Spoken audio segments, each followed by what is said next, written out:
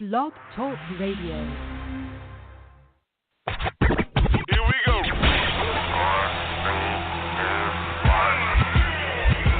Blast off. This is True Capitalist Radio. True Capitalist Radio. I am your host, the man they call Ghost. The badass of business. Give him capitalism or give him death. That's it. Period. Broadcasting from his Skyline office studios in beautiful downtown Austin, Texas. You sound fruitier than a box of Fruit Loops, for Christ's sake. And now, he'll take it from here. Your host, the prognosticator of prognosticators, the man they call Ghost.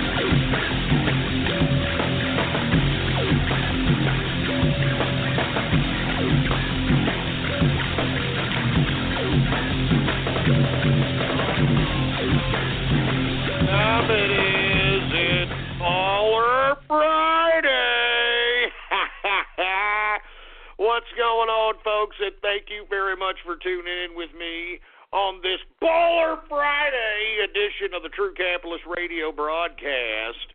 And, of course, I am your host, the man they call Ghost. And once again, folks, I want to thank everybody for tuning in with me. This is episode number 404. Number 404 for all the folks that are keeping track of the True Capitalist Radio broadcast. And before we get into anything else, I'd like to remind everybody to please spread it around like wildfire and let everybody know that True Capitalist Radio is in effect and in the house. And we are live every Monday through Friday, 4 p.m. Central Standard Time, right here on the official website of the True Capitalist Radio Show. It is blogtalkradio.com/ghost. That's blogtalkradio.com/ghost. And, of course, if you have not done so, folks, please follow me on Twitter. The Twitter name to follow is PoliticsGhost. All one word, no underscores. PoliticsGhost is the name to follow. Anyway, folks, I want to thank everybody for tuning in with me. It is Baller Friday. And for you folks that are just tuning in and are just getting acquainted with the broadcast, this is the day where us capitalists look back upon our week and bask in our success, bask in our capitalistic success, whether they're working for a living, whether they're independent business owner, independent contractor, however you're obtaining your income, folks, this is the day where you look back upon the week and all your hard labor and all your hard work, and you bask in your success. You go ahead and partake in your favorite vice.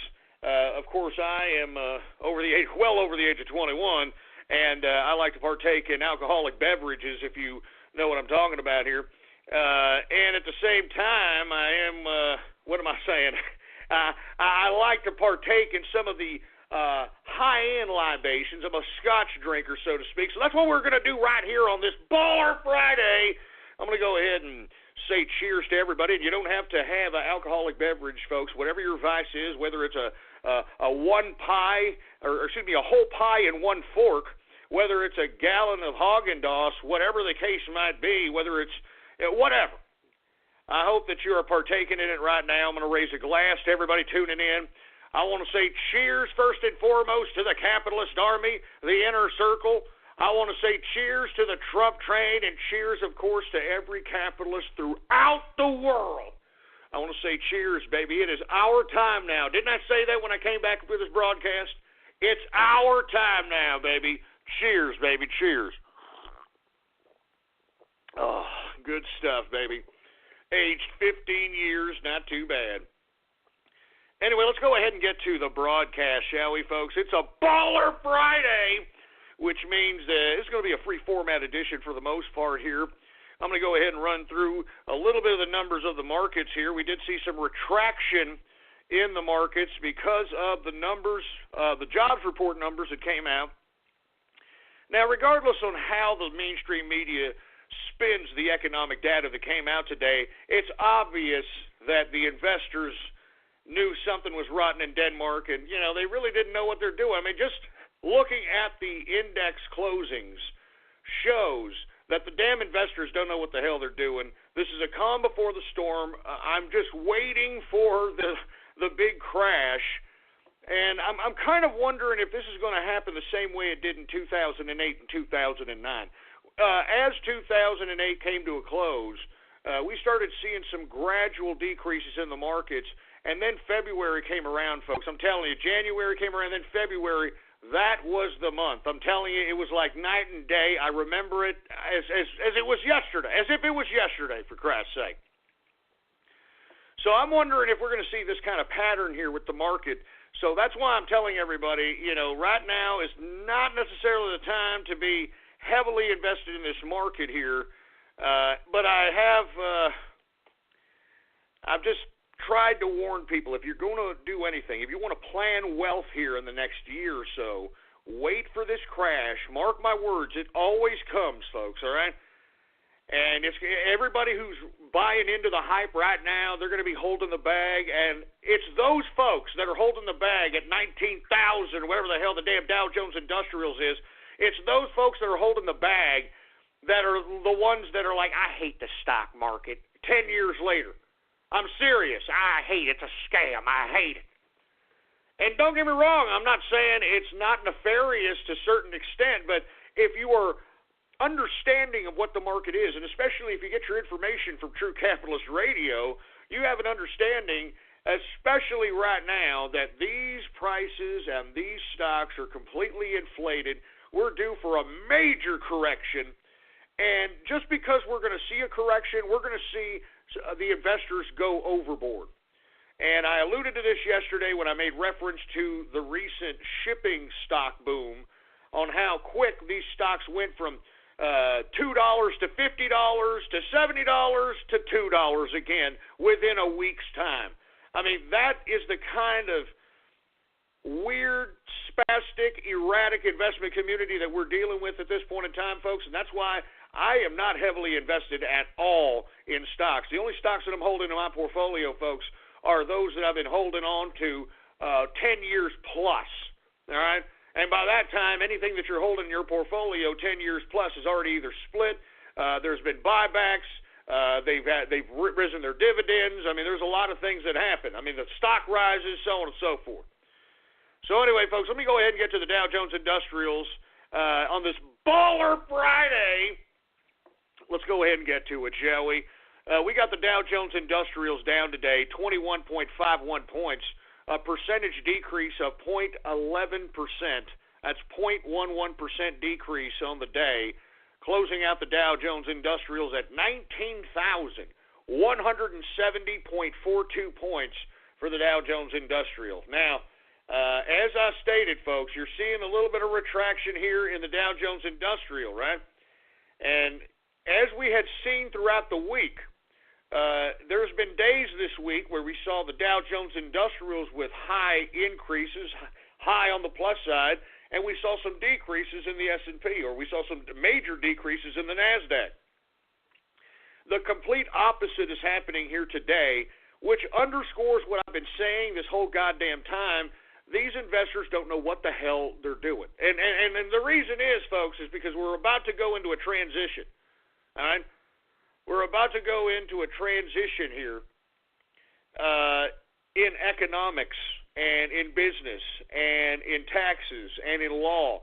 And right now, folks, we really don't know exactly what's going to happen. Now, I do know that the majority of these idiots that are in the investment community pretty much know that there is going to be a major correction in the market.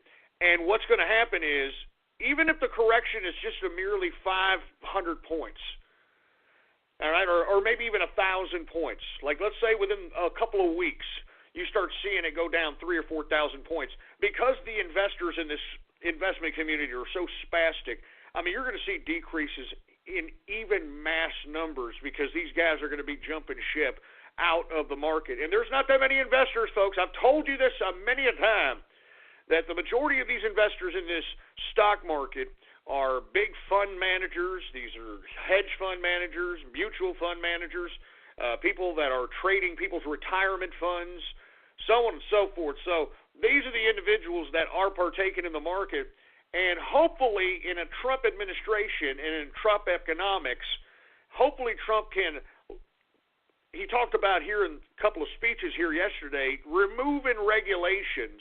And I think that the thing that he has to do first is removing the regulation that prohibits everyday American workers, everyday American capitalists, from pattern and day trading in the stock market, folks. All right? And let me tell you, I strongly advise you, please tweet at Trump, tweet at Donald Trump Jr., tweet at Stephen Bannon, message these folks on Facebook, whatever, because I'm telling you this right now. There should be no reason why the average American person that has $200, $500 in a brokerage account, there should be no reason why there is a law prohibiting them from trading more than 3 times in a 5-business-day period. And let me tell you, I think it's a stupid law, and the only way that you can bypass that law, folks, if you want to trade more than 3 trades in a 5-day period, you have to have $20,000 in your brokerage account. Oh, yeah, that's I don't understand that, folks. I mean, that's like punishing the working folk, punishing the independent investor, for Christ's sake. And meanwhile, these assholes out here that are big fund managers, the big guys on Wall Street, they're running amok. As I stated, folks, there should be no reason why the independent investor doesn't partake in the market and is able to pattern trade, to be able to buy a share and hold it for about 15 minutes and watch a wave happen and watch it go up about 5 or 10%, sometimes more, sometimes less. It depends on the stock market. It depends on the stock in general, so on and so forth. You hold it, you get about 5% on your money, 10% on your money just for holding it for about 15, 20 minutes. You get out, and you've got profit. You've got liquidity. Why can't everyday independent investors do this? It's a joke. So that's why I'm saying, folks, if you are a part of the investment community, or if you want to be, I strongly advise you, we got a lobby here. We got a lobby that us American workers, us American entrepreneurs, us American business owners, that, you know, there's a lot of people out here that are following me on Twitter. There's a lot of people who listen to me on this broadcast that want to trade. They want to partake in pattern trading and day trading. They are prohibited from doing so, and I think that they are robbed potential income or supplemental income to make their lives better. I think it's sad. It's a joke. Now, with that being said, folks, I'm sorry for going on that diatribe. I just want people to know that everybody who's listening to me, no matter how much you can scrape up together to put into a brokerage account, you should be able to do so without the damn government saying, no, you can only trade 3 times in a 5-day period, and then that's it. That's the law. If you want to trade any more than that, you have to have $20,000 in your brokerage account. I mean, if that isn't an elitist law, I don't know what is. I think it's sad. I think it's sick.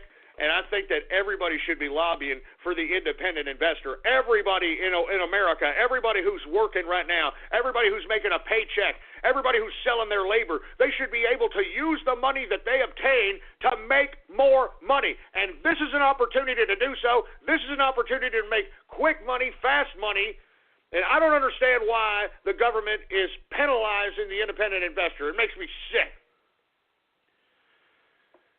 Jesus Christ. Anyway, folks, let me calm my ass down. Let me go to the S&P 500 here. Now, we did report here about a few minutes ago before I went on the diatribe about the pattern day trading laws.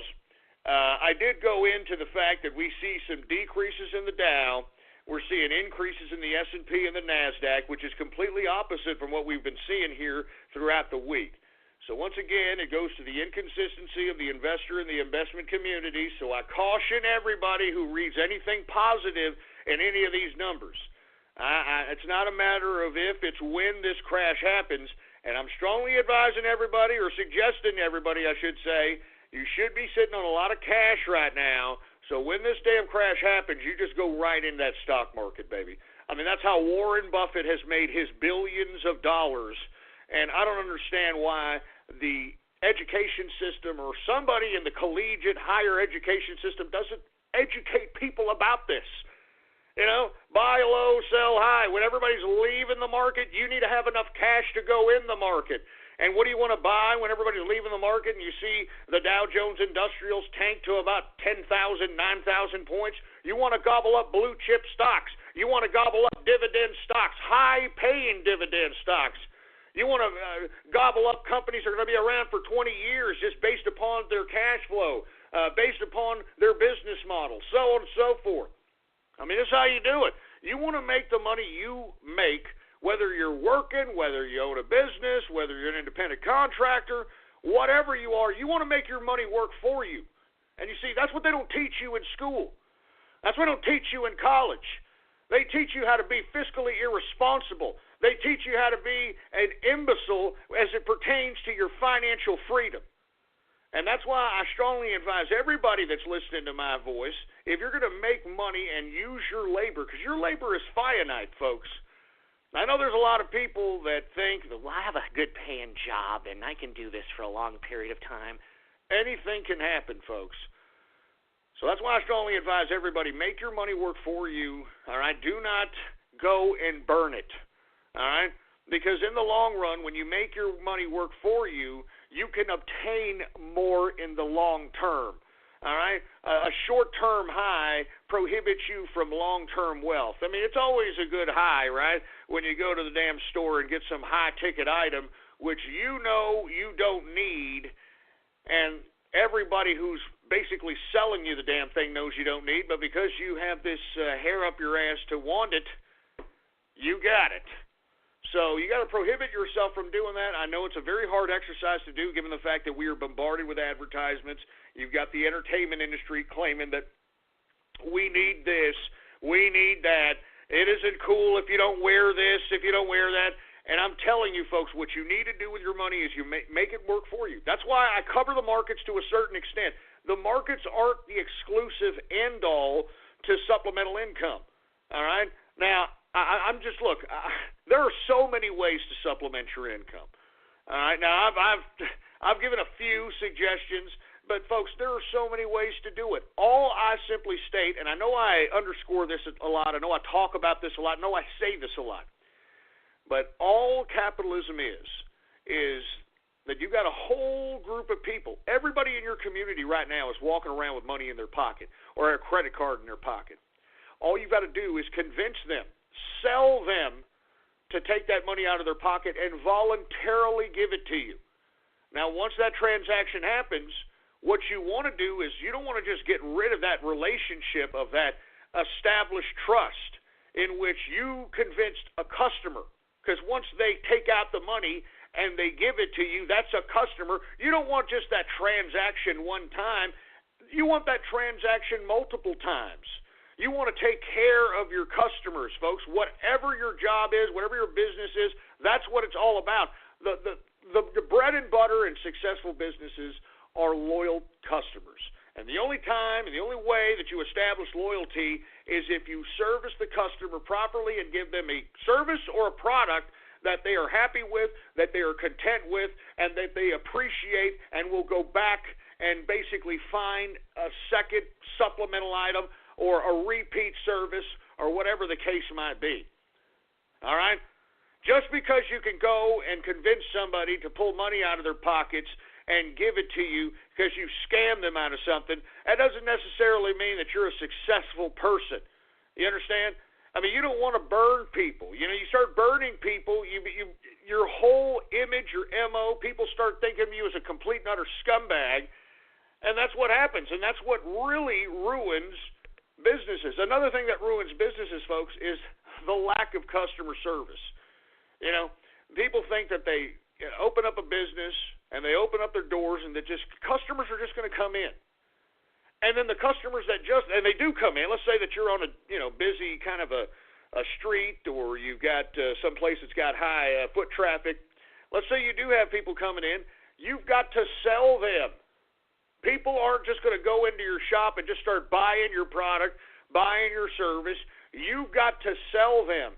And you've got to understand that a sell is not a direct thing. You know, as a matter of fact, I mean, I'm almost tempted. I've been tempted to do this. We may do this later on. But I'm almost tempted to just call a business somewhere in America and I'm just going to make up some fictitious service, and I am going to replicate how to sell. All right? How you like that? Huh? How you like all that? Because let me tell you something, man. That is the key to success as it pertains to a capitalist. Now, the business may or may not like the service. Remember, it's a sales call, so sales call is a little bit more difficult to sell. But if you could keep a person on the phone, you keep them interested. You get them to sell, and then boom, you got it. I mean, that's all it is, folks. I'm telling you this. It's all it is. And that's why I'm a capitalist. I mean, that's why everybody should be a capitalist. And the way you do, this is what you want to do. If you want to be an independent contractor, if you want to be a business owner. Support for this podcast comes from UTSA. UTSA's graduate school has a top-tier program for your field of study and offers outstanding opportunities for hands-on research and scholarly publishing. The academic community of UTSA features a world-class faculty, a professional development center, and mentoring programs to contribute to your future success. UTSA, the University of Texas at San Antonio. Visit utsa.edu/graduate to learn more or apply. If you want to work for yourself, you need to find a market that has a need in your given community, in your given market, whether it's in your town, whether it's in your city. You need to find a need that isn't being taken care of on a whole or has a very limited amount of competition. And that's where you provide a business that either competes with the limited competition and either undercuts them price-wise, or if you're not going to undercut them price-wise, you need to over-service the customer in that they appreciate spending their money with you as opposed to being treated like some regular schmuck out there at the competitors. So there's a variety of different ways to sell people, and all it takes, folks, is the ability to be able to convince somebody that you're not trying to con them. I mean, that's what a sale is. I mean, people think that sales is, hey, look, what I've got for you here is this dramatically great-looking product. And as you can see, it services on both sides. And, oh, did I tell you that it does this? And that's not how you sell. Don't sound like a condescending scumbag. All right? Half the time that people need the product, all you got to do is service the customer. And how you service the customer is, how you doing today? Hey, that's a great jacket you got going on. Or, hey, hell of a day, isn't it? And whatever, and just say, hey, if you need anything, let me know. And by the way, we've got this for sale over here. We got that for sale over here. My name is Ghost. If you need anything, let me know. And, of course, what you do as a salesperson is if you look at them and they see, let me tell you something. The easiest way to sell somebody, especially if you're a salesperson, okay, you give them that approach so that you establish a customer. I'm talking to you folks that are just salespeople. I'm not talking about business owners, but this applies to business owners as well, all right? You see a customer. You come in. You as a salesperson, you got to establish that customer, so that's why you tell them hi. You're like, how you doing, folks? Hi, how you doing? Welcome to, so-and-so, and I'm Ghost, and, how you doing today? If you need anything, we've got this for sale, we got that for sale. Take your time, come around. If you need anything, I'll be sure to help you. My name is Ghost. That's it. Leave them alone. Leave the customer alone, and let the customer walk around a little bit. And if you see the customer, closely examining a goddamn product, they're looking at it and they're examining it and they're like, what the hell? Yeah, this is great. That's when you approach the damn customer and say, hey, that's a great product right there. As a matter of fact, we've got something that also supplements that. And sell the son of a bitch, for Christ's sake, man. Sell it. Good God.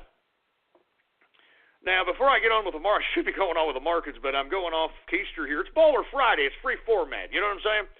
Somebody asked me here, how are your small businesses able to compete with the marketplaces like Amazon that almost has a solution for the problem? Well, that's a very good question. You see, Amazon does offer convenience, and it does offer, somewhat price point, somewhat price breaks and that sort of thing. I agree with you.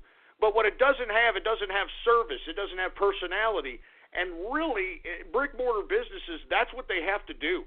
And moreover, I think that they have to think smaller. I don't think that brick-mortar businesses should think bigger at this point in time unless you're going to be competing with, some kind of department store-esque type of retail model. But as far as I'm concerned, I think that small business should get smaller so that, first of all, it limits your bottom line as it relates to any potential real estate cost. It basically also gives you better price points potentially if you're selling any kind of product or service because your overhead is low.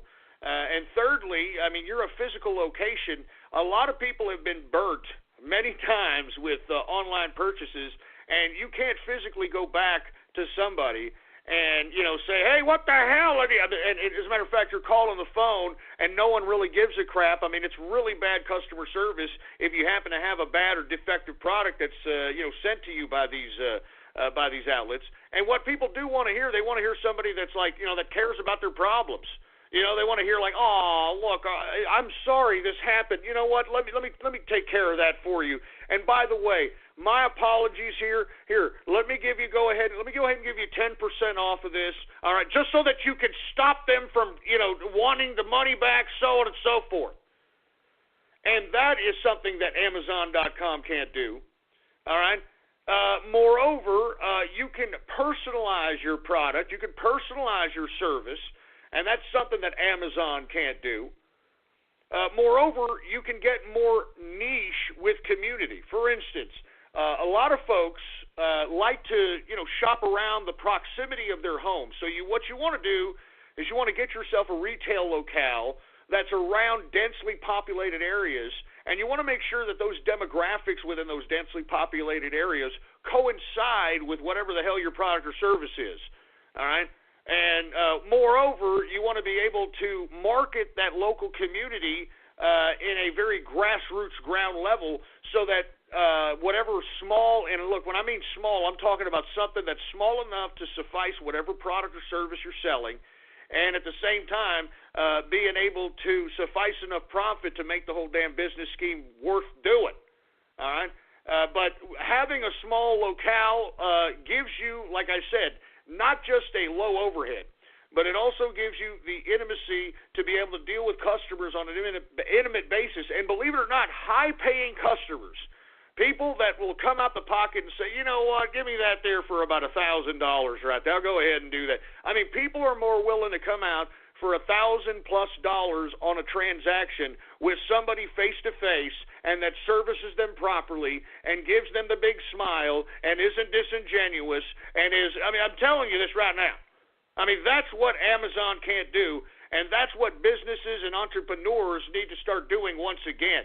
Because as I stated, the biggest flaw in business today, and this is why they don't teach you this in school, you got to learn this on your own, is that you need to build a business, you open it up, you make sure you do all the numbers right, you make sure everything computes, but at the same time, you got to facilitate and implement the business. And just because you open up your door doesn't mean they're going to go and basically just go in, buy your widgets, buy your service. You got to sell the son of a bitch, man. Anyway, folks, I'm sorry to go off on that diatribe, but the reason I say this is because we're going into a Trump administration in the year 2017, and I personally believe if you are an entrepreneur or if you have the entrepreneurial spirit, you could profit generously here come 2017, 2018. I think it's going to be very generous for folks that want to take on. And let me tell you, it's not a gravy train to be your own business person, okay? I want to caution this to everybody. It sounds great. It sounds like, I want to be my own boss, and I want to do my own thing, and I want to be able to go home whenever I want to go home. I want to be able to work on my own hours. The problem is that it puts a lot of pressure on you to not only fulfill your obligations as an independent business owner, but to continue to grow. And, especially if you're an independent business owner that's just getting off the ground, you have to do everything. You have to work your business. You've got to do your own taxes. You've got to do your own books. You've got to make sure that every regulation is followed to the T in your local municipality. Because remember, All right? Remember, there's a lot of things when trying to open up a business. There's business licenses. There's DBAs. There's, what do we call it? In some municipalities, you got to have a fire inspection to make sure how many people can, be in the joint. If you're in some businesses, you got to have a health inspection. I mean, you got to have all kinds of crap.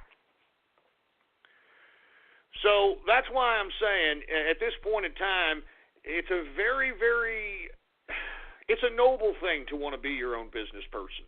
It's just very pressure-based, and that's why, with all due respect, I don't want to bring this back to Donald Trump, but that's why Donald Trump is so confident at 70 years old, and it's like no big deal. That's why he's already been there. He's been audited. He's been through bad times. He's filed for bankruptcy, corporate bankruptcy, which is a whole other concept, which I don't really want to get into that diatribe right now. But he's been through it all. Divorces, you name it. I mean, congressional hearings. I mean, he's been through it all. And that's why when you're older, and you've been through all these things, it's not a big deal, if you happen to have a lawsuit thrown at you, or, it's not a big deal. I mean, you're not going to hyperventilate. And unfortunately, as you're starting a business earlier in your life, you're not going to be prepared for this. I'm telling you this right now. So I caution anybody who is going to start a business, it is not easy. You've got to do everything on your own. There's a lot of potential pitfalls that could happen, and if you're going to do it, don't stop. You know what I'm saying? If you're going to do it, just don't give up. All right? Now, what I mean by that is, you've seen these folks on Shark Tank, for you folks that have watched Shark Tank, that have been literally throwing money in businesses for like 3 or 4 years and burning not only their money but their relatives' money, and on this pipe dream of a business that has not got off the ground. And these freaking Shark Tank idiots got to be like, man, look, you got to put this baby to bed. This is you got to take this dog out back and shoot it. This is a nothing burger. You need to stop the madness. I think that's what Kevin O'Leary says. You got to stop the madness. And literally, folks, that's a flip side of what I'm talking about. When I say never quit, I'm not talking about never quit on your business. If a venture that you went into, all right, it could be your first venture, it could be your 5th venture, could be your 10th venture, could be your 100th venture. When a venture you go into is just completely not working, all right, it's not working, and you've tried several different remedies and schemes to try to make this a success, and it doesn't happen, let it go. Let it go, cut your losses, and go on to something else, all right? I'm serious, man. I'm not joking around. I mean, just let it go. So anyway, folks, I'm sorry to get off on that whole tirade. There were some people talking to me on Twitter here. This is a business show. At least in the first hour, we get a little politics in the second hour, and the third hour, I don't know what we've been doing lately in the third hour. But anyway, this is what we do in the first hour here, folks. Finance, business. Because listen, I'm trying to spark synapses in the brains of folks that are listening to me throughout the world, that you could be a capitalist, and let me tell you, it's not easy, but if it was easy, folks, everybody would be doing it. It'd be communism if it were easy. That's why capitalism, it's not just rich or poor in capitalism. Capitalism allows you to choose what your level of comfort is.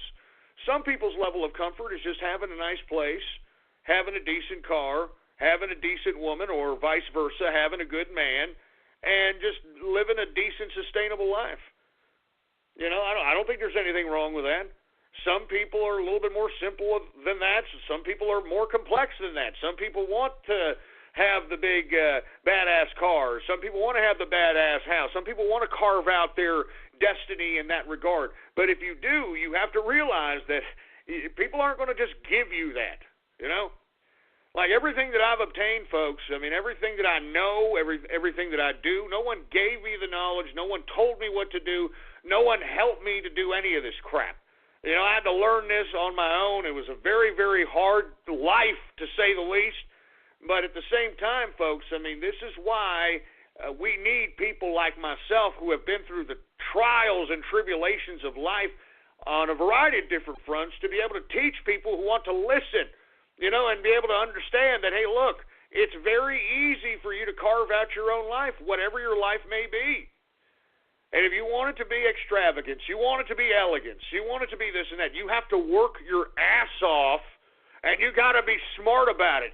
You got to take whatever your labor gives you, however much money your labor gives you, and use that money to be able to make it work for you to make more.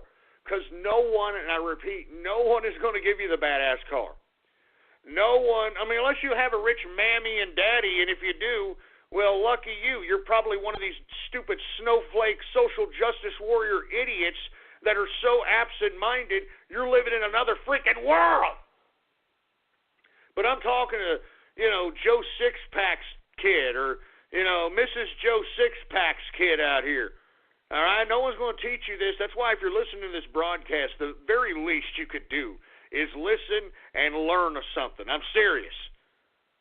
I'm not joking around, man. Listen and learn something and go out and be all you can be as a capitalist.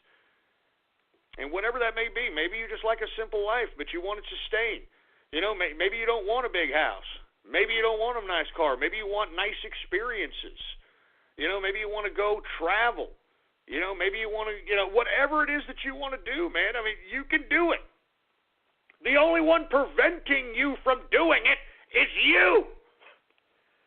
I'm serious, folks. It's the only one that's preventing you from doing it. So anyway. Let me calm my ass down here. I'm sounding like Tony Robbins here for a second. I really don't mean to sound that way, but look, I really do want to encourage people to be all they can be, man. That's why I do this broadcast. I'm not out here, to be a jag-off and, hey, radio graffiti and, all this crap. Look, I understand it's an addition to the show. People enjoy it. People appreciate it. But in essence, I do this in hopes of trying to spark synapses in the brains of capitalists because I know that if you take the initiative that I know that I believe that you have, then you can be whatever it is that you want. And you don't have to worry about mama. You don't have to worry about anybody who you think that you have to be dependent on. You don't have to be dependent on anybody. You can be your own individual person in your own world. But you have to make it happen. And before I move on, I want to reiterate once again, let me tell you something. If you are going by life thinking that things are going to happen to you, well, then you're already throwing yourself into a lifetime perpetual tragedy of disappointment. All right? I'm not joking around. It's going to be perpetual disappointment. If you think things are going to happen to you, well, then you have already lost the game.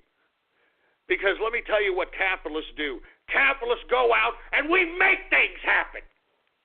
We go out and make things happen. That's what capitalists do. You're damn right. Anyway, folks, let me go ahead and move on here. We got the S&P 500 once again up 0.87 points, a percentage increase of 0.04%, very modest gain in the S&P, closing out the S&P at 2,191.95 points for the S&P 500. We've got the NASDAQ up modestly as well, 4.55 points, a percentage increase of 0.09%, closing out the NASDAQ at 5,255.65 points for the NASDAQ composite. All right, now I'm going to go through, some of these commodities here once again, folks, and we'll start covering agriculture again next week. We've just had so much news here and a lot of things to talk about. And not to mention, I want to get to a little bit of a free format Baller Friday. I want to take your calls later on here and discuss whatever it is that you want to discuss. That's what we do here on a Baller Friday. So we're just going to get the energy breakdown. We're going to get the metals breakdown, and we're going to go ahead and move on with the show. Now, ever since OPEC announced this deal earlier this week, it has been full throttle ahead for the damn crude oil prices. Now, I said that crude oil was eventually going to go up. Now, I remember, I think it was about 2 weeks ago, I said, look, I'm going to abandon ship because I want to take profits. I had been holding on to ETFs when freaking barrels of oil were being traded at about $29, $30 a barrel. And when it looked like OPEC wasn't going to do a deal, I wanted to make sure to take some profits. And I did say, though, whenever damn oil or OPEC, I should say OPEC comes to an oil cut deal, that we were going to see some increases in the oil markets, and that's exactly what we've been seeing for a long period of time here, or at least for the past 3 days, I should say. We've got WTI up again today, folks, 62 cents, a percentage increase of 1.21%, closing out WTI sweet crude at $51.68 per barrel of WTI sweet crude. We've got Brent crude oil also up today, folks, 55 cents. 55 cents, a percentage increase of 1.02%, closing out Brent crude at $54.49 per barrel of Brent crude oil. And look, we're approaching that $55 mark that OPEC wants to sustain for a long period of time. So that's why we're seeing a little bit of a slow up on these percentage increases as the days go by. The day after, or I should say the morning of the OPEC announcement of a oil cut, that's when we saw, what was it, 8 and change percent on a given day. It was like 8 and change percent. I think the next day we saw another 4 or 5%, and now we're seeing about 1 and change percent. 1 point, what do we got? 1.21% for WTI and 1.02% for Brent crude. I think we're starting to see a slow up here. I think the investors know that OPEC's cuts is basically to sustain a $55 range of a price, so that's why we're seeing the slow ups at this point in time. And I'm not really too sure if we're going to see too many more gains past where we see the $55 point, but we shall see. Who knows? All right, we're heading to the holidays. Things might happen. It just depends. The market is very fickle. All right, as a matter of fact, gasoline is up very modestly today, 0.50% increase. Now, speaking of fickle markets, remember, natural gas was up like 5% yesterday. It is down today, all right, natural gas. 1.43% decrease on the day for natural gas. I'm glad I don't trade that, man. I don't know how natural gas traders sleep at night, seriously, because, man, I mean, this market is so goddamn helter-skelter. It's ridiculous. Anyway, we got heating oil here up, and we saw that dramatically up yesterday also, folks. Heating oil, it is up again today, 0.53%.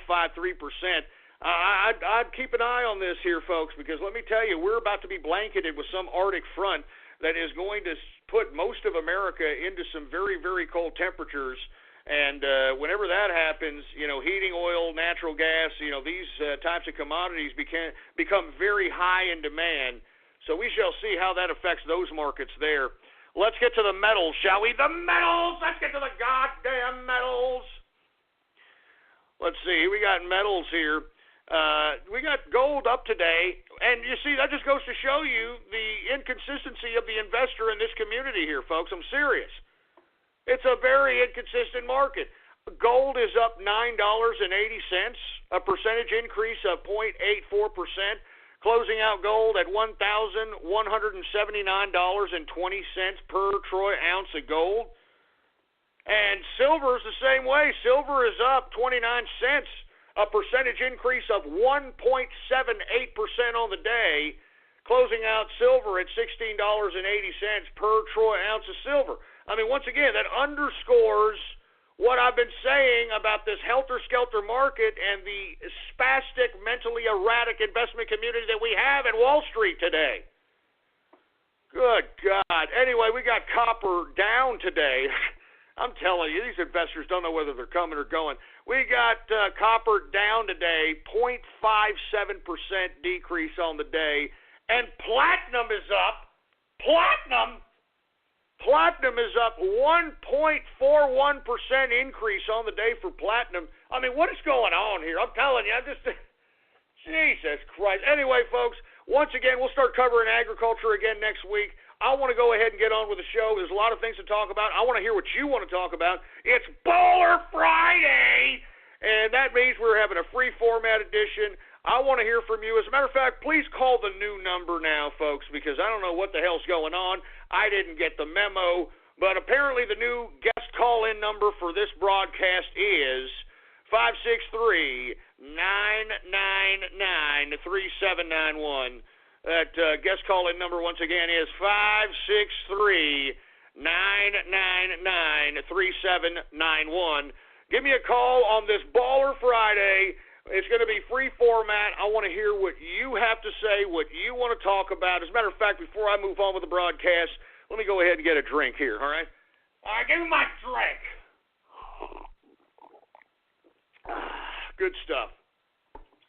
Good stuff. Man, anyway, look, before I move to Twitter shout-outs, I do want to remind everybody, folks, that Mrs. Ghost's autograph will be possibly pulled off tomorrow.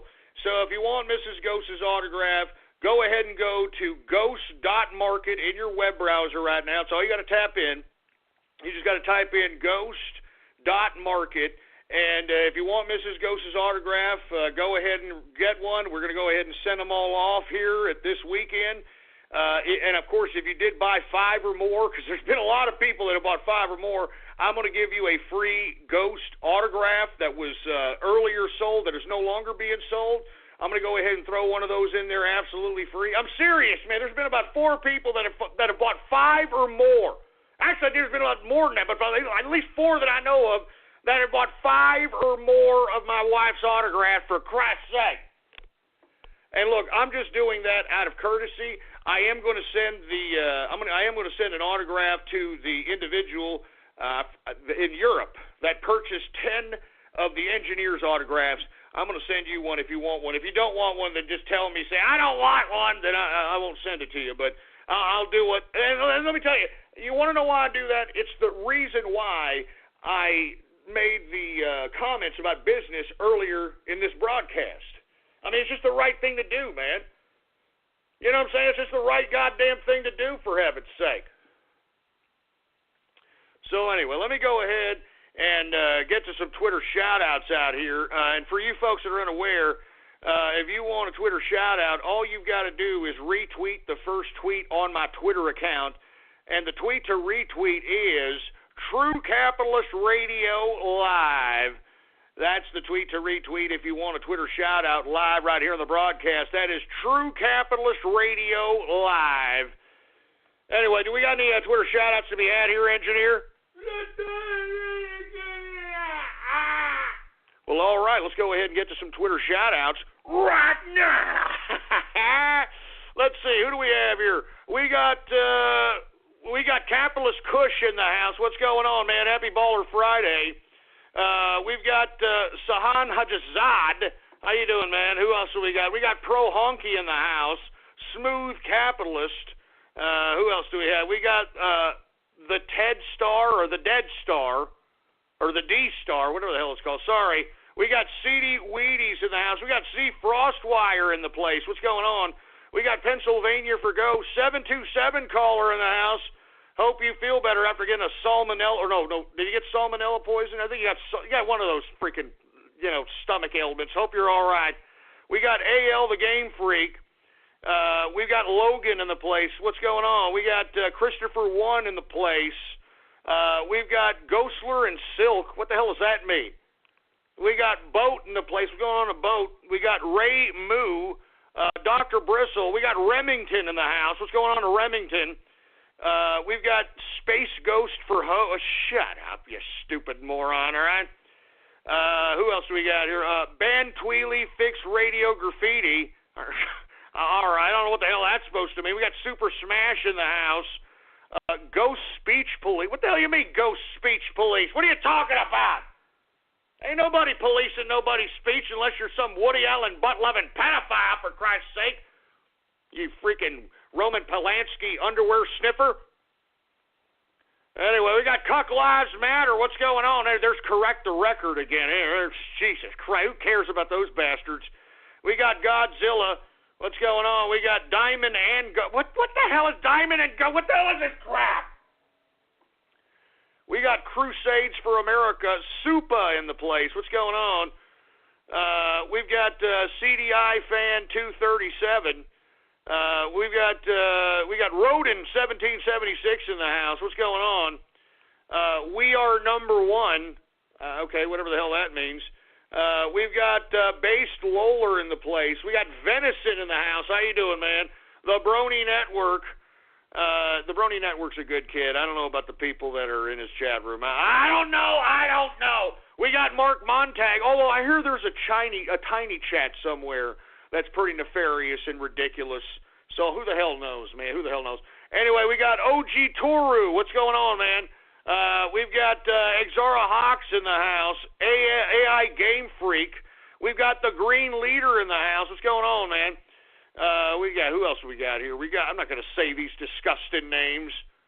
We've got Fragile Emotions Ghost. What are you talking about, Fragile Emotions, man? What are you talking about, Fragile Emotions? Shut your stupid, stinking face. We've got TC Capitalist. We got the Smiler in the place. What's going on? Autograph Cuckathon. You son of a... Shut up, stupid son of a bitch! Look, I don't like the fact that all these people want my wife's autograph, but you know, there is just a little bit of silver lining at the end of all this, because at least you dumb troll terrorist and cyber vermin didn't buy enough of my wife's autograph to outsell yours truly. I knew you couldn't do it, boy. Why do you think I was so confident, baby? Why do you think I was so confident and walking around the office like with a freaking swagger, baby? With a Conor McGregor swagger, baby. You understand that? Just sit there and shut your mouth. I knew you wouldn't be able to freaking outsell me. No one outsells me. I'm Ghost from True Capitalist Radio, you freaking Trump terrorist scumbags. I knew it. I had no doubt in my mind. Woo! Anyway, give me my freaking mic. Give me the goddamn mic, for Christ's sake, man. All right, who else do we got going on over here? We got Sharia law for the South. You son of a bitch. Don't you even kid around about that, man. That's not even funny. That's not even funny. We got Sergeant Yoda in the place. We're going on to Sergeant Yoda. Who else do we got here? We got Stay Off My Turf. Okay. Oh, we got somebody named Ban All Bronies. Uh-oh. Oh, let's not start this again, man. Let's not start. Ban All Bronies. Ban All Bronies. Let's not start that. Let's not start that again. Anyway, we got Popeye in the house. What's going on, a feral capitalist? We got Dirk Pitt, for Christ's sake. What's going on? We got Brony Genocide Now. Jesus Christ, are you kidding me? Man, a lot of haterade going to the bronies, and you know what? I'm not sure if I blame people. I'm not sure if I blame them. I'm not sure yet. I'm not sure. Anyway, we got the Keystoner, Caroline's autograph. Are you kidding me? There's no way I could persuade that woman to do that, man. Are you kidding me? I could probably persuade her to give her ridiculous, disgusting freaking fruitcake that she gives every goddamn day. But I wouldn't want to do that, man. I wouldn't want to torture you people with that. Anyway, we got old Foxo Loco in the house. What's going on? Who else do we got going on over here? I'm serious, man. I'm not gonna do this. Let's not even go there, all right? Anyway, we got who else we got here? We got 50% off horse steaks. What the hell does that mean? Jesus Christ. And I can see people here that are trying to make fun of like pedophilia and child pornography. I'm not going to say any of that stuff, you stupid moron, so you could just shove that stupid dumbass crap up your clogged up poopers. You know what I'm saying? Seriously, I hope fate smites you with freaking cancer at the base of your spine. You sons of bitches, all right? Anyway, who else do we got going on over here? Look, I'm only going to take a couple more of these because if this is going to be this disgusting, man, I'm not going to entertain this crap. We got Cut Radio Graffiti. You know, I'm considering it, boy. You understand? I'm considering the son of a bitch. I'll tell you that right now. I'm telling you that right now. sellout ghost. Wait a minute. I'm not a sellout. What are you talking about, man? Let me tell you something, man. I am the underground. Do you all understand this, right? I am the underground. I am the digital underground, for Christ's sake, baby.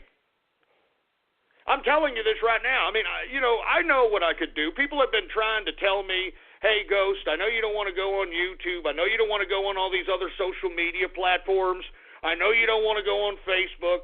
But I think that you'd have a whole lot more listeners. I think that you'd have a whole lot more viewers. I don't want that. You understand that?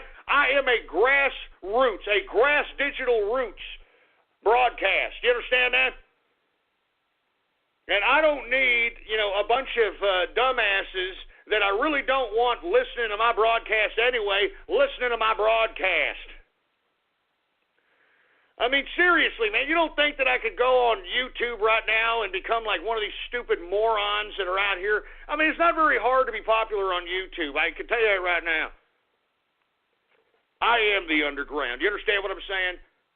I am the underground. Anyway, we got Jill Stain in the house. No kidding, Jill Stain is right. We got Jellyfish Capitalist. Chemtrails for ghosts. Just shove it up your ass, all right? Let me tell you something right now. I'll get my Orgon cannon and just blast those goddamn chemtrails out of the sky. And don't make me do it! Support for this podcast comes from UTSA's Graduate School, featuring a world-class faculty, mentoring programs, and a professional development center to contribute to your future success. The University of Texas at San Antonio. Visit utsa.edu/graduate to learn more or apply. As a matter of fact, it's actually raining out here in San Antonio, Texas right now, so I don't know what the hell that's about, for Christ's sake. It's cold and it's raining, so that's not a good mix at all, for Christ's sake, man. I mean, it's bad enough that everybody's all sick out here. I was at a grocery store here recently, and let me tell you, I don't know what it is about these people, and listen, unfortunately, I have to say this because the majority of this town is Mexican, all right? You got a Mexican lady, okay? And let me tell you, it's not the first time I've seen this. I've seen this several times. I don't know if this is the way that, people in this town take care of their kids. I don't know. But this kid is coughing up a storm in the freaking store. I mean, just coughing up a storm. I mean, I'm afraid that the kid has TB or something because, these freaking Obama's allowing anybody and everybody come in from the damn borders, not checking them for any disease, nothing. I mean, that's why we're having tuberculosis outbreaks. That's why leprosy outbreaks are happening right now in California. Lepers. I mean, there's lepers in California. I mean, good God. What is that turning into, Calcutta? Anyway, listen. I mean, I'm just looking at this Mexican lady and this kid. This poor kid. He's just, he looks just. And the Mexican lady, all she does is she just kind of takes him and hugs him and holds him and then just rocks him back and forth and goes shh, it's shh, shh. Yeah, like that's gonna help the freaking kid stop his cough, you stupid, ignorant piece of crap. I almost wanted to slap the damn burrito out of that stupid, dumb Mexican's mouth. Jesus Christ, look, I'm sorry, I didn't mean to. Why am I witnessing this? Why do I have to witness this? I'm just trying to get my goddamn porterhouse steaks, lady. I mean, wasn't Obamacare supposed to take care of this crap? Anyway, look, I'm sorry, folks. I'm just saying. It's child abuse. I mean, it's child abuse. The kid's freaking coughing up a storm. His eyes are watering. I mean, they're like hardcore coughs, man, like a damn near whooping cough. And this broad is sitting on a bench, just it's okay. I mean, good, slap that broad. Anyway, look, I'm sorry, folks. I had to calm down. Let me have my drink. Give me my drink, for Christ's sake.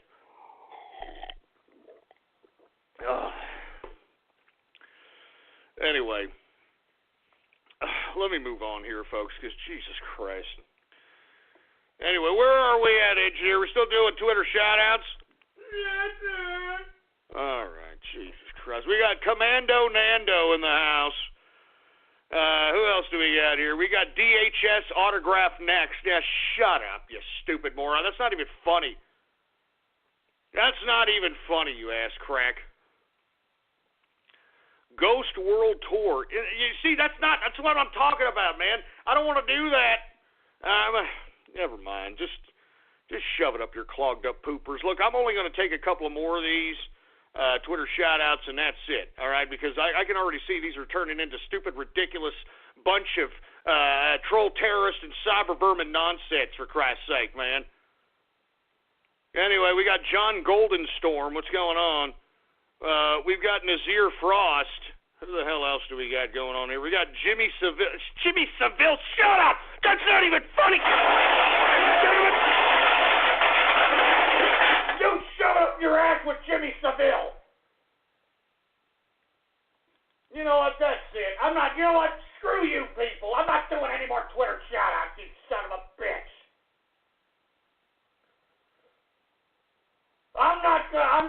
Screw you, you.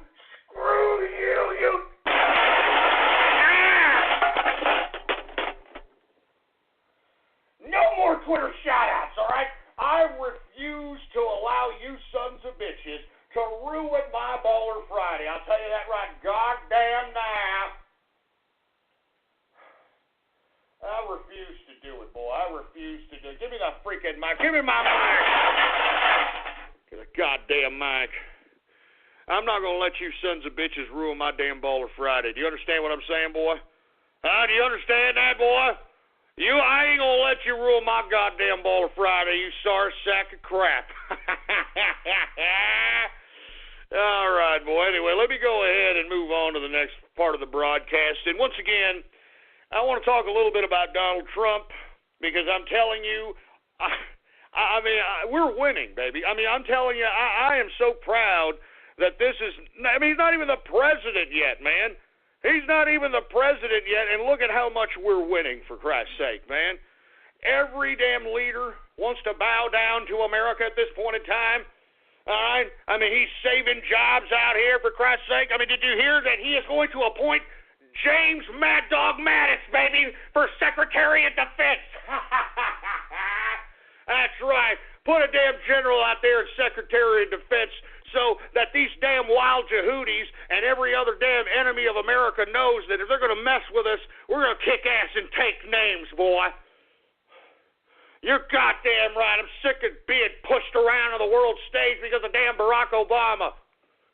Nobody in the damn world respects this sorry sack of crap, and it stinks. Jesus Christ. Anyway, folks, we are now in the second hour of the True Capitalist Radio broadcast.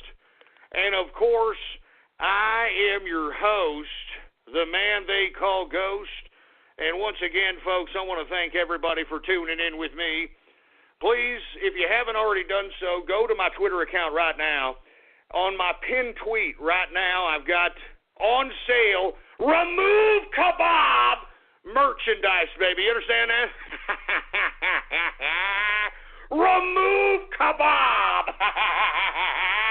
All right. As a matter of fact, I'll go ahead and continue Twitter shout-outs if people retweet the pinned tweet on my Twitter account right now, and that's the Remove Kebab merchandise, the Remove Kebab apparel, baby.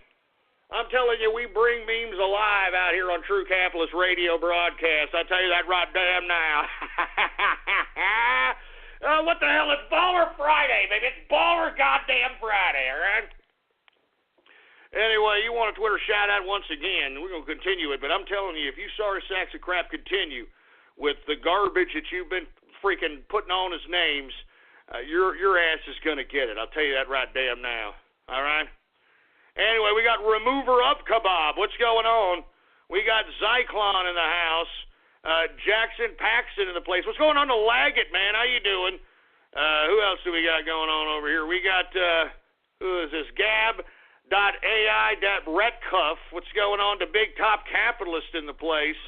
Once again, retweet the pinned tweet on my Twitter account, and that's the Remove Kebab apparel, baby. I'm telling you, it's priced to sell right now.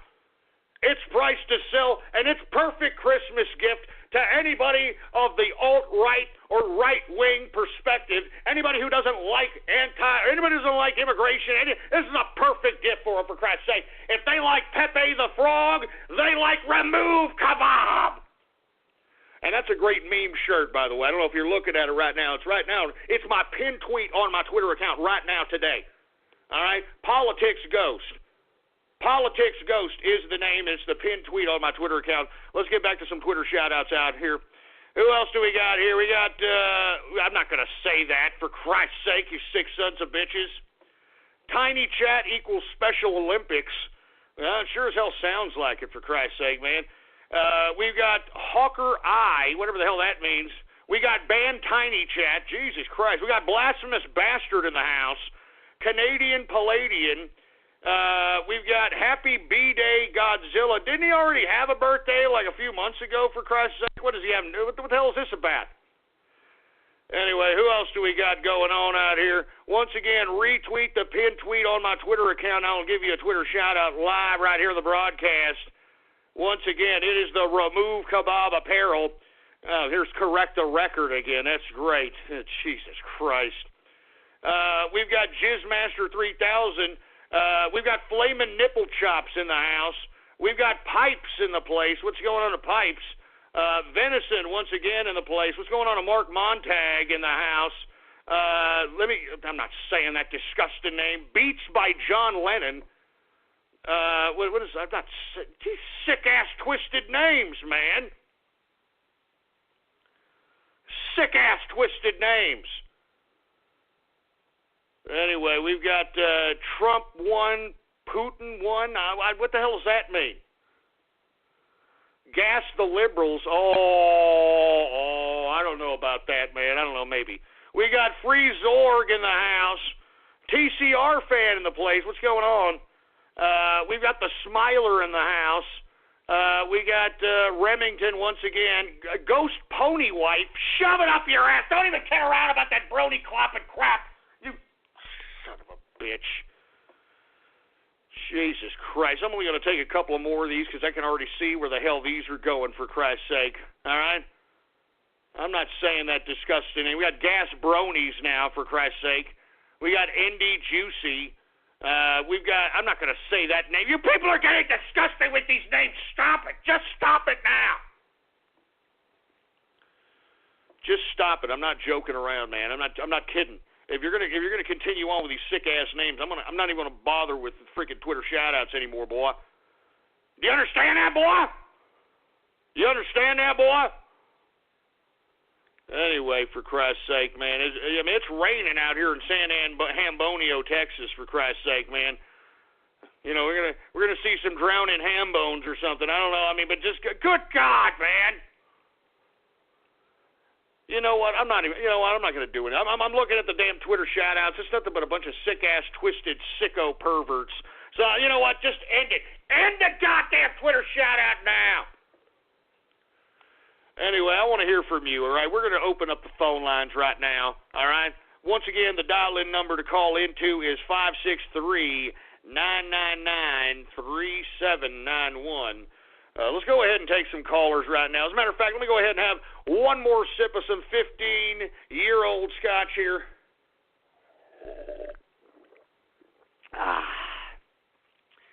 Very, very good stuff, baby. Very, very good stuff. And let me tell you something right now. If you are not basking in your success as a capitalist today on this Baller Friday, then I don't know what the hell you're doing, baby. I don't know. I don't know what you're doing, baby, because that's what us capitalists do. That's what us capitalists do, baby. Anyway, I want to get to some Trump news here, and I want to hear what you have to say. What do you want to talk about? You want to talk about Donald Trump? You want to talk about stocks? You want to talk about money? You want to talk about Hillary Clinton? You want to talk about anything? All right? You want to talk about love, life, advice? You want to talk about pop culture, current events? Call me right now. I will get to you, and we'll talk to you. And right now, we're going to go to Tom right now. Tom, are you there, sir? I am. How are you doing tonight, Ghost? Hey, how you doing today, sir? It's good to hear from you, and I appreciate all you've done here throughout the whole WikiLeaks research and all the other investigations that you've taken part in. once again, I just want to publicly say thank you very much. But what do you want to talk about on this Baller Friday? Thanks for that, Ghost. The thing I wanted to talk about was the carrier deal, and I wanted to say how refreshing it was to have someone who was actually willing to go talk to a company and say, hey, America's where you need to build your business. And, you know, it's absolutely ridiculous to me that people on the left, like you saw probably Bernie Sanders' op-ed, was literally mad he didn't have tariffs because he doesn't understand the first damn thing about capitalism or about economics. Trump has done a tremendous job making sure 1,100 people keep their jobs, making sure that the infrastructure is in place so more people can get hired, making sure that, you know, that money, the liberals are complaining, oh, he gave them $7 million in tax benefits. It's $7 million that they didn't lose, all that money that didn't go out of the community, all those businesses that didn't close, and it's absolutely insane to me that they cannot give him any credit for anything, including when he has done what they have said they wanted but failed to deliver for 30 damn years. It's crazy. No, it is crazy, but, you know, to some liberals' credit, I don't know if you saw one of the Young Turks' main mouthpieces, Cenk, what's his name, he finally came out and said that he applauded what Trump did. Of course, he was against giving the tax breaks that Indiana gave to United Technologies and Carrier. But, hey, listen, I mean, it is money that they would have paid anyway, and it's their money. They're just getting benefits from it. And moreover, the concessions of getting those benefits was that they increased the amount of employees that are in their production facilities and expand their production facilities in general. I mean, they talked about at least $16 million minimum going into increasing the facilities and increasing production. And moreover, they also suggested that they're going to add on at least a minimum of another 500 employees here within the next year and a half. And these are employees that are legitimate jobs. I mean, these are jobs on, hardcore skill-based assembly lines that literally not just take care of individuals but take care of whole families and give them enough money to be able to not only buy a house and obtain a car and raise 2 kids, but be able to have enough spending capital to be able to contribute to the economics of their community. So these are legit high-paying blue-collar jobs that were saved out here. And as far as I'm concerned, I think that Obama has egg on his face because I also tweeted out some comments he made some time ago about how is Trump going to do this? How is Trump going to bring back jobs that are never going to come back here anymore? How is he going to do this? And look, lo and behold, the man is not even president, and he is keeping jobs in America. And one thing I did like about Trump in relation to the carrier deal, he didn't just call the carrier president. He went right to the parent company's CEO, United Technologies, I believe is the name of the company, and they are an actual contractor of the United States government. So he basically pressed that parent company that, hey, listen, if you want to continue to have U.S. contracts, you have to at least have the majority of your business in America. And let me tell you that, I mean, I think that as well as the tax breaks was a no-brainer to keep Carrier in and expand production within that facility. And one more thing before I get back to you, Tom, is that the reason Carrier was going to leave is because the majority of the air conditioning industry is already out there manufacturing, and 80% of the freaking parts that are produced, the internal components of these furnaces and these air conditioners, 80% of the parts are manufactured in Mexico. So they were going to bypass the potential cost of shipping of parts and production in one spot. That's why, and not to mention compete with their competitors, that's why they were going to go to Mexico. And thank God we have Donald Trump, who is a businessman who understands how to negotiate with these people and give them a rational reason why to stay here. Any thoughts, Tom, on anything that I said there? Yeah, there's a lot there that's good to unpack. One thing that I noticed in this, and you're right with United Technologies, they're the 7th largest government contractor, $6.7 billion worth of sales, and I'm absolutely sure Trump leaned on them and let them know they're not play ball anymore, and I'm excited to see that. What worries me is when you see the response not just from the left but from the right. If you saw the article over at National Review, they're going nuts because Trump's actually doing something to protect jobs in America.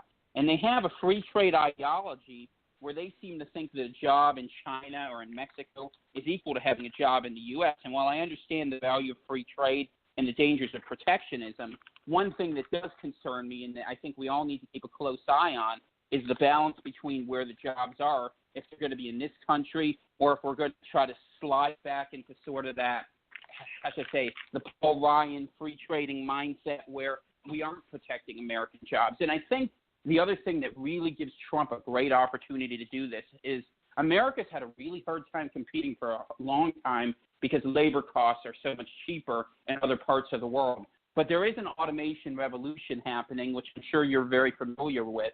And because of that, if you take labor costs out of the equation and all you have are the logistics costs and the regulatory costs, if Trump lowers the tax rate, lowers the regulations, well, there'll be fewer net jobs than there used to be in the first industrial boom. We can have an industrial boom in the United States where, we become the innovators again and take our energies and actually have something boom in a way that probably hasn't happened since Reagan.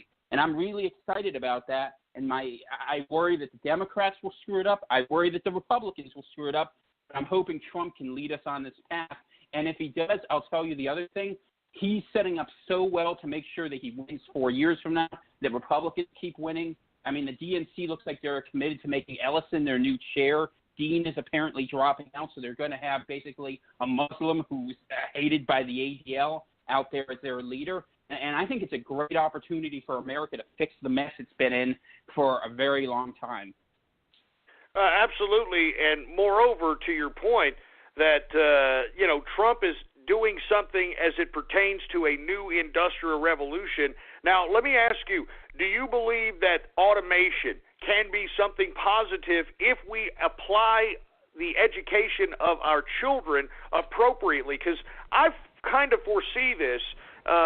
Instead of having a whole employee base of people, servicing let's just say a fast food industry, some fast food location.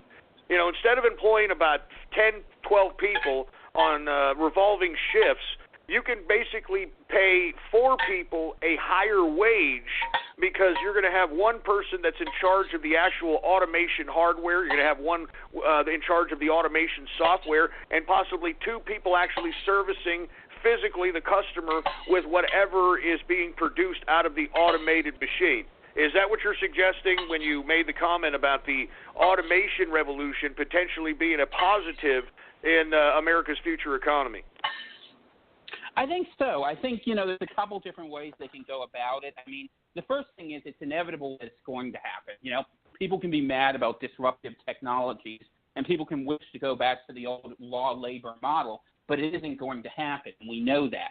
So what we have to do to make sure we have jobs for people is to make sure we grow the economy, which Trump is trying to do with his tax plan, I think, and make sure that we go ahead and bring in opportunities for people to be part of that model like you're describing, to phase people slowly out who are, older, 50, 60 years old, and bring in younger people into these industrial jobs and move in a measured way, I guess, to a point where, people are working in the automated factory setting. I mean, my day job, I work in manufacturing. I work for a furniture company, and you do lose jobs in a raw sense by going to an automated sense or to an automated system. But you lose a lot more jobs if you don't have anything and you can't compete.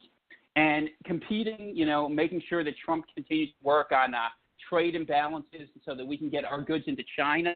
And so all these different things come together. We have a chance to do something. And I tell you what, it's the best chance we're going to have.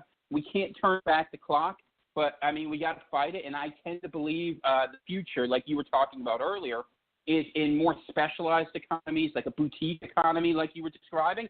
And as the most innovative nation in the world, America has a natural intellectual advantage if we just invest in our people and our politicians stop selling us out. Very well said there, Tom. Hey, you want to go ahead and give out, some of the info so people can follow you on Twitter and follow you on some of these social media sites, and any shout-outs, anything you want to say, man? Sure. Tom Kaczynski is my Twitter name.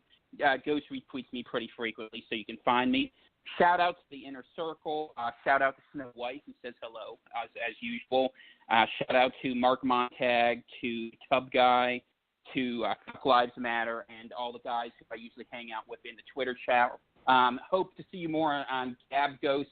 I think Twitter needs to be punished for some of the ridiculous things they do. And shout out to yourself, to Mrs. Ghost, the engineer, and all the good folks down in San Antonio. Thank you very much, Tom. I appreciate it. And thank you very much for the very, very good commentary. But I actually agree. I think that the new economy, I think that we're going to still need unskilled labor. I just think it's going to be not as frequent. I think that it pertains to service industry or retail industries. I think that with the exception of physically selling products, I think that pretty much unskilled labor is going to be dwindling, and that's why we need to re-educate our people into understanding that they need to kind of either get themselves educated enough to be able to integrate themselves with this potential automation revolution. And in turn, I think you're right, Tom, that it will basically undercut the cheap labor that a lot of the countries have been being used by corporatists across the world in manufacturing. And I think that if America is able to innovate and create very, very inexpensive automation applications, I think that the intellectual property of that, I think that our production capability, our capability of being able to service communities and our people, I think that it's limitless. And the thing is that we do need an educated populace. You know, we do need a populace that understands that they need to enlighten themselves to be able to fashion their brains to be able to do whatever job's necessary to make a living, to earn a living. But I think that the automation revolution is here it's probably going to be mainstream here within the next 10 to 15 years. We're seeing it slowly, incrementally brought in, and it's unfortunately because of the fight for the increase in minimum wage. You know, these people that are going out all across the country, I want to get paid $15 an hour to punch a freaking bunch of buttons on a cash register. I mean, this is really why we are witnessing a incremental, I guess, a little bit more rapid facilitation than we would see if everybody would just be appreciative of whatever job they have and realize that a minimum wage job is not meant to be there forever. And if for whatever reason, folks, you have been in a minimum wage job for a long period of time, all right, I'm talking like actual minimum wage, then maybe it's you. You know what I'm saying? Because typically, I mean, even if you work at McDonald's, all right, if you work there for more than like 6 months, they give you a raise. You work there more than like a year and a half, they put you as like the freaking team leader. I mean, you know what I mean? They bump you up very fast and they increase your pay because they want you to stay there because you're an integral part of the process of the streamline. So, I mean, if you're making minimum wage for more than like 2, 3, 4 years, it's possibly you. It's possibly your work ethic. All right, I'm just saying. Anyway, I want to hear from you folks. This is Baller Friday, free format edition where we discuss anything you want to discuss. Just give me a call right now at 563-999-3791, and we're going to go ahead and take some more callers here. I want to hear from you, all right? I want to hear from you. I want to discuss whatever you want to discuss, so let's go ahead and take some callers here. How about area code 675? You're on the horn. What's up? Or 765, excuse me, 765. You're on the horn. Oh, hey, Ghost. How's it going? How you doing, man? Oh, I'm all right. This is Venison, by the way. I was just wondering. How you doing, Venison? Good to hear from you, man. Oh, I'm doing well today, actually. This week has been freaking awesome. I turned 21 on Monday, so I've got some Spot and Optimator here. But, oh, that's great. Now, let me tell you, I love German beers, all right? You know, Spaten is pretty good. I like some of, Jesus Christ, man, you got me on a brain fart. But you name them, I like them out of Germany, man. That's where the true essence of beer brewing actually happened. And that's why, believe it or not, we have so many breweries in Mexico, because a lot of the Mexican breweries, they started by German families. So, I mean, Germany wherever you see beer, it's typically the Germans basically living outside their homeland, bringing the beer brewing type of trade to these given areas. So German beers, hands down. And congratulations on turning 21, sir. So what do you want to discuss on this Baller Friday, man? Thanks for the congrats. I just listened to Monday's episode yesterday, and I noticed you were talking about Lance Armstrong. And I'm a pretty big avid cyclist. I follow the sport, and I do a lot on my own, like really long mile rides. And I was wondering if I could just inform you about basically what the UCI is, and that's the overseers of the cycling races, I should say. No, absolutely. No, he was a doper. I'm not going to deny that he was a doper, but one of the aspects of his regimen, which I made on, I believe, in this Monday, was the fact that he liked to have regular blood transfusions from younger people's blood. And it's been proven, and scientifically proven many, many times, that it actually works. Now, I'm not sure if that's illegal in cycling, but go ahead and enlighten us on that, sir. Yeah, it is actually. They test it over and over again to see, because they keep the blood in plastic bags, and basically the plastic, if they find plastic particles in your blood, then that means that you have been blood doping, and they do it for the sole purpose of having more oxygen, because after like 2 months of racing, and you got probably about 1,000 miles left to go, for the next couple weeks, then they want that pure oxygen. And actually, younger blood does have a lot more oxygen in it. And I know I found this really interesting also, that his sponsor during the majority of the years that he was winning the Tour de France was the U.S. Postal Service, which is a government branch. So that's nice.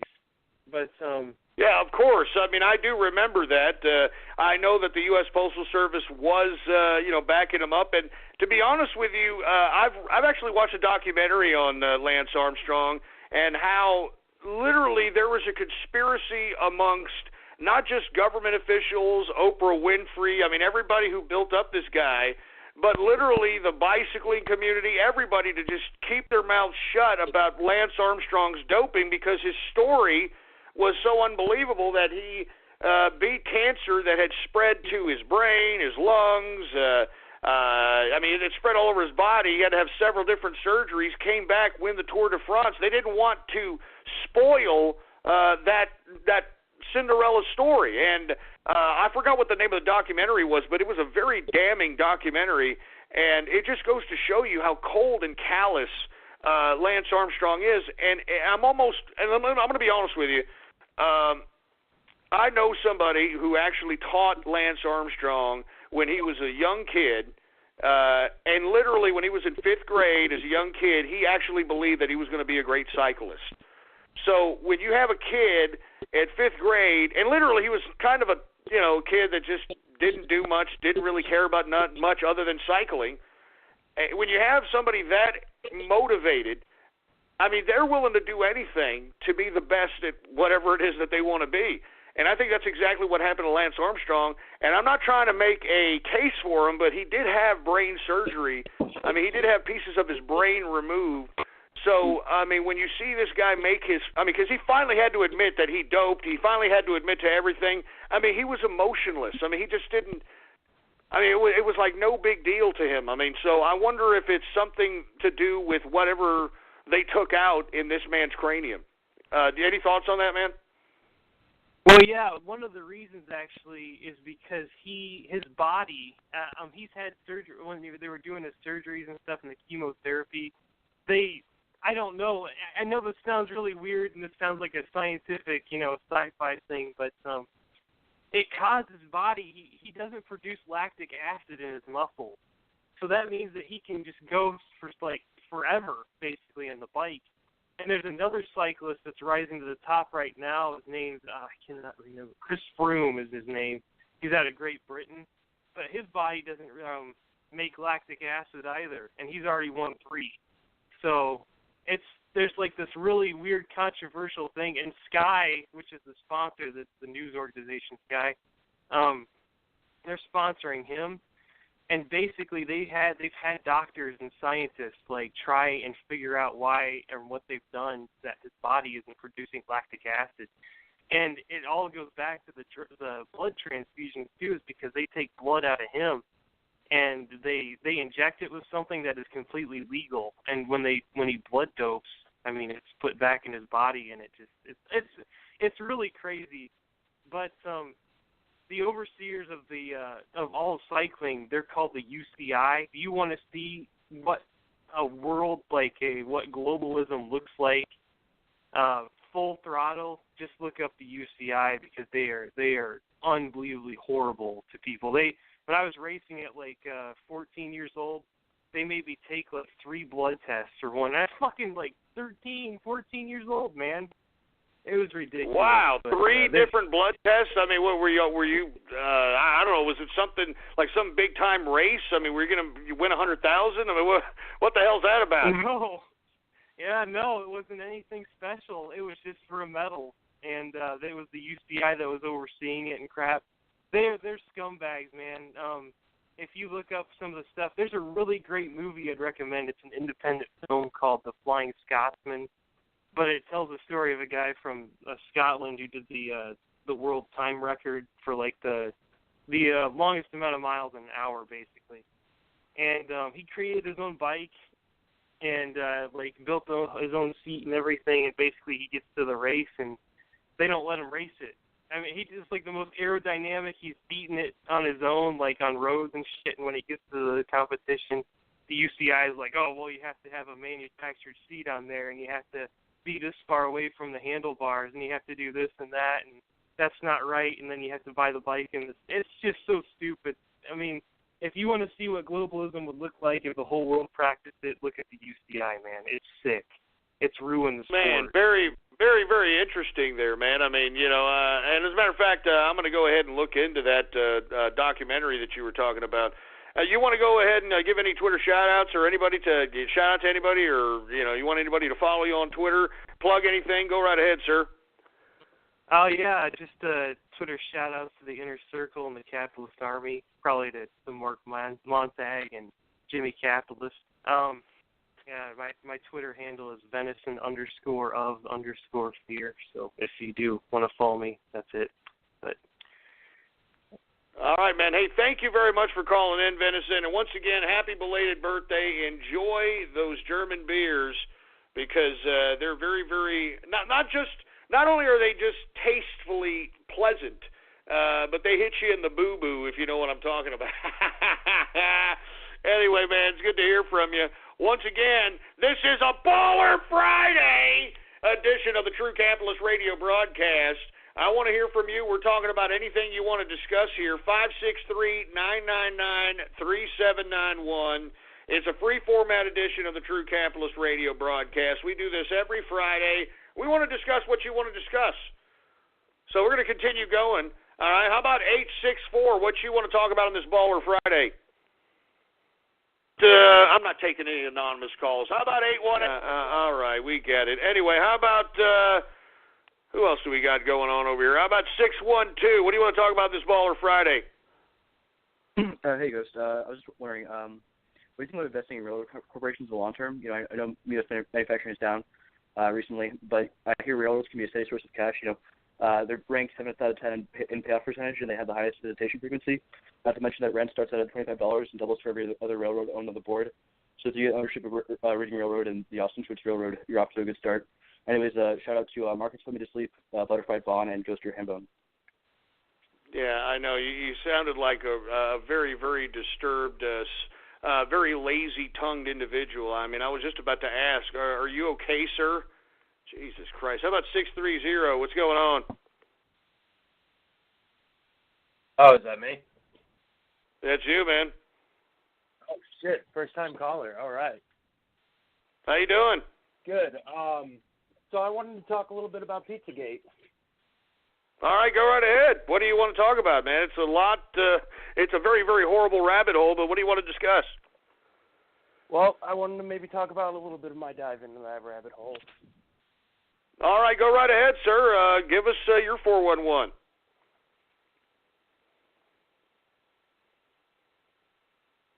Are you there? Oh, he just got. Oh, what the hell? He just hung up. Was that a prank call? Did he say he wanted me to go in his rabbit hole or something? Jesus Christ! Gee, can you all just keep it to Radio Graffiti, you fruits? Anyway, who else? I'm telling you, man. 617. What's going on this Baller Friday, man? No, I do. How do you know about it? What was the circumstance behind that? Occasionally, I will drift too. Not to the extent someone would pull you over, right? Okay, stop. What? You got pulled over? And you didn't even have a license? All right. Just give me a break, man. Get a personality. How about 480? What are you doing on this Baller Friday? Oh, is that me? That's you, man. Hey, Ghost. First-time caller. Thanks for taking my call. I had a quick finance question, if you wouldn't mind. Go right ahead, man. Yeah, so I recently inherited about 730 stocks of BP, and I was thinking of liquidating that into gold right now because the price is so cheap, and then selling it off during the crash and using that to buy blue chip. Does that sound like a good idea to you? Or should I just liquidate it for cash? With AT&T, take your U.S. plan to Mexico at no extra charge. When you choose an eligible plan, place calls, send text, and enjoy your plan data in Mexico like in the U.S. It's that easy. AT&T, mobilizing your world. Subject to plan rates, terms, international fees, overage charges, or data speeds. Restrictions apply. See store for plan details.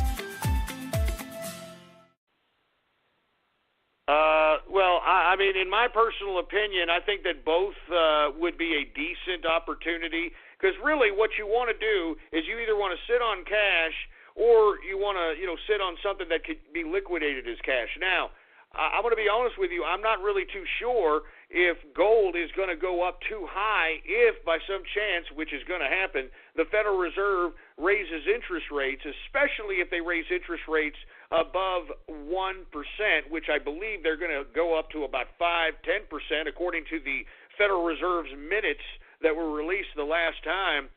So if you're expected to get a pretty generous return, which may happen, because remember, these investors are very skittish. I mean, when they see a tank market, they usually just go to gold regardless of whether the Federal Reserve is calling back currency notes or not.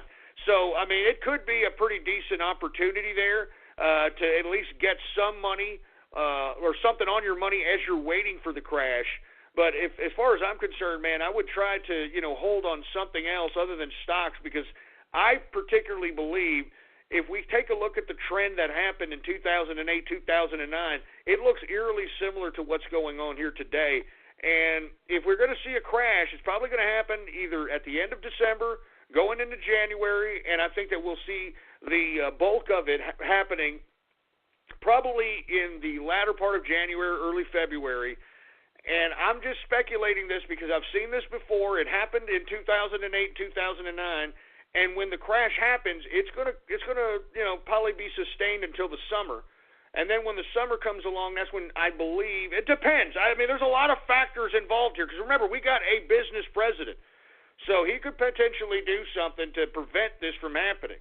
I mean, there's a bunch of things he can do. But in my personal opinion, whenever that bottom is in the crash, because I don't think it's going to be a sustaining crash that's going to last years. I think it's going to be a very short-term deal.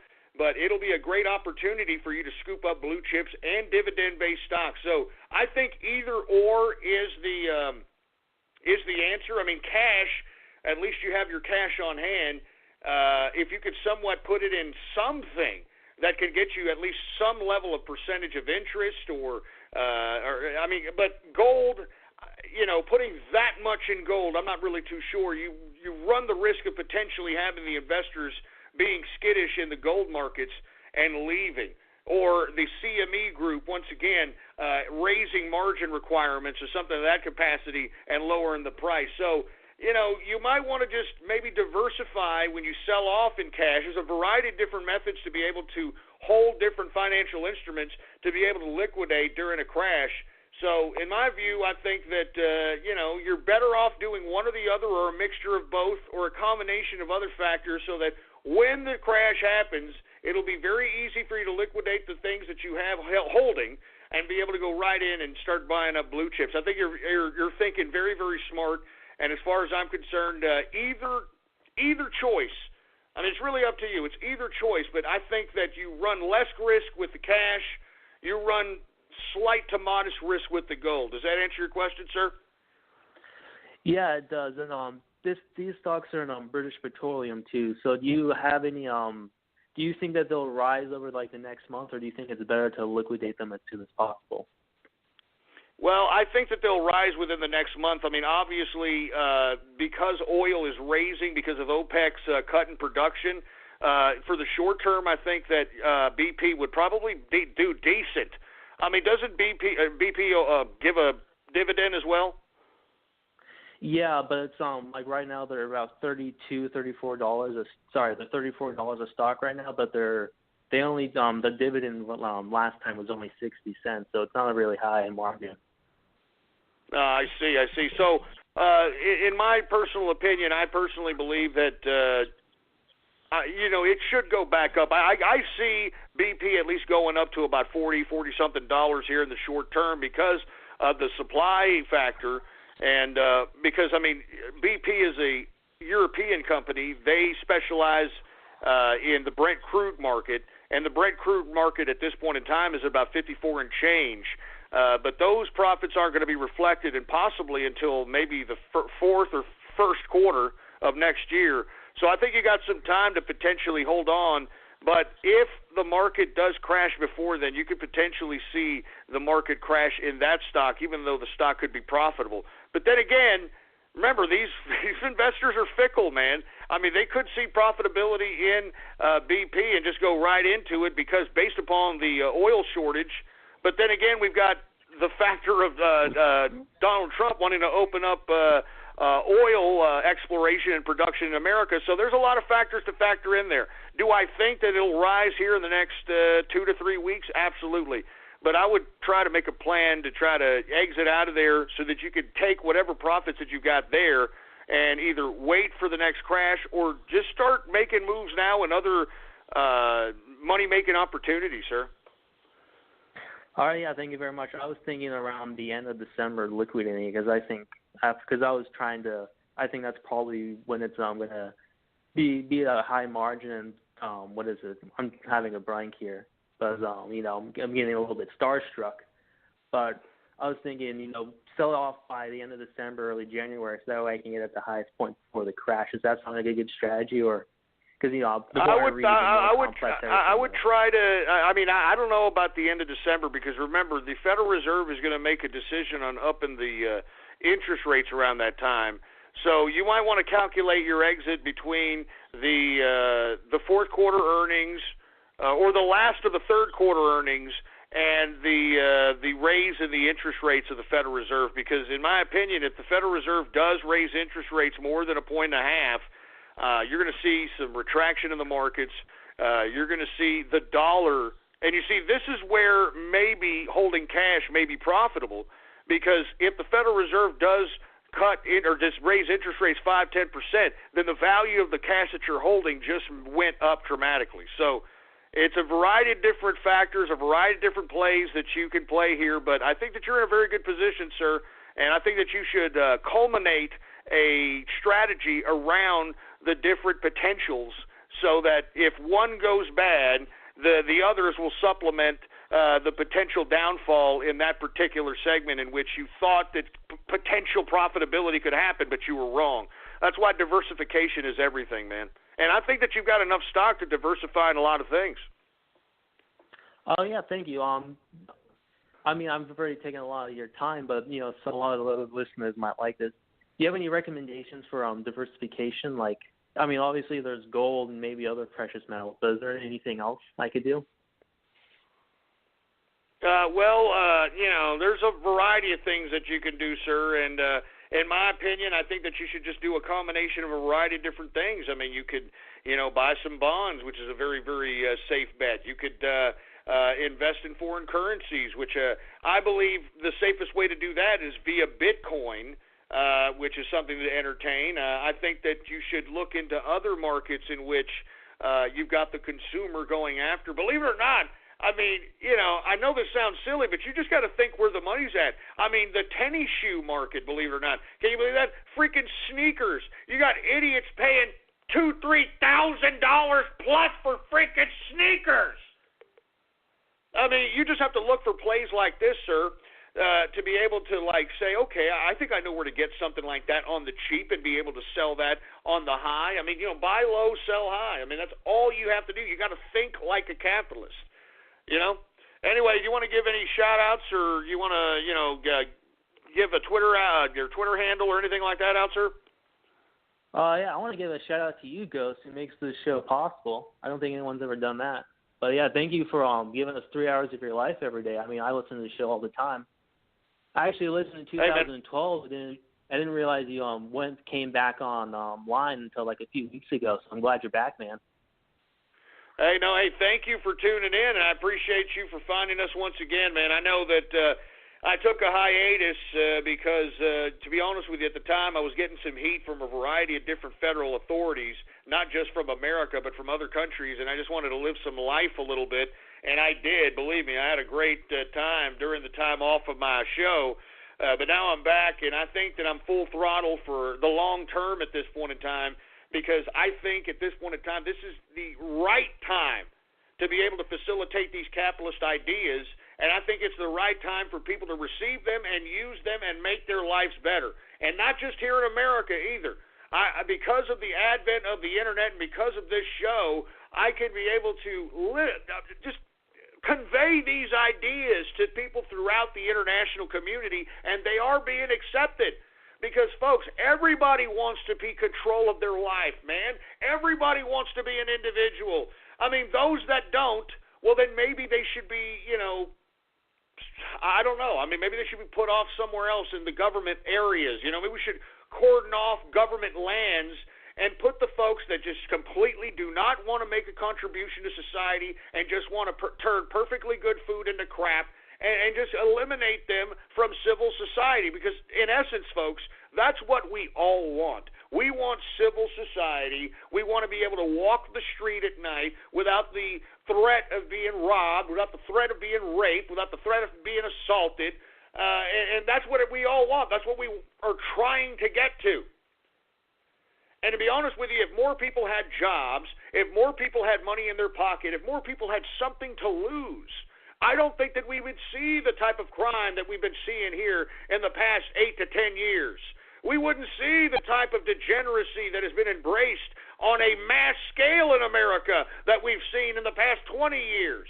That's why, folks, it is imperative that I continue this broadcast, even if I don't feel like it, man. I'm telling you, just like this gentleman just said, I do this for 3 hours, man. And on top of that, it takes about 2 hours to prep for this show because you got to know what you're going to talk about. And thirdly, folks, I mean, the reason I do this is not for the freaking money. It's to expand the idea of capitalism because, as I've always stated, this is a battle of ideas. A battle of ideas, which is a battle of the minds.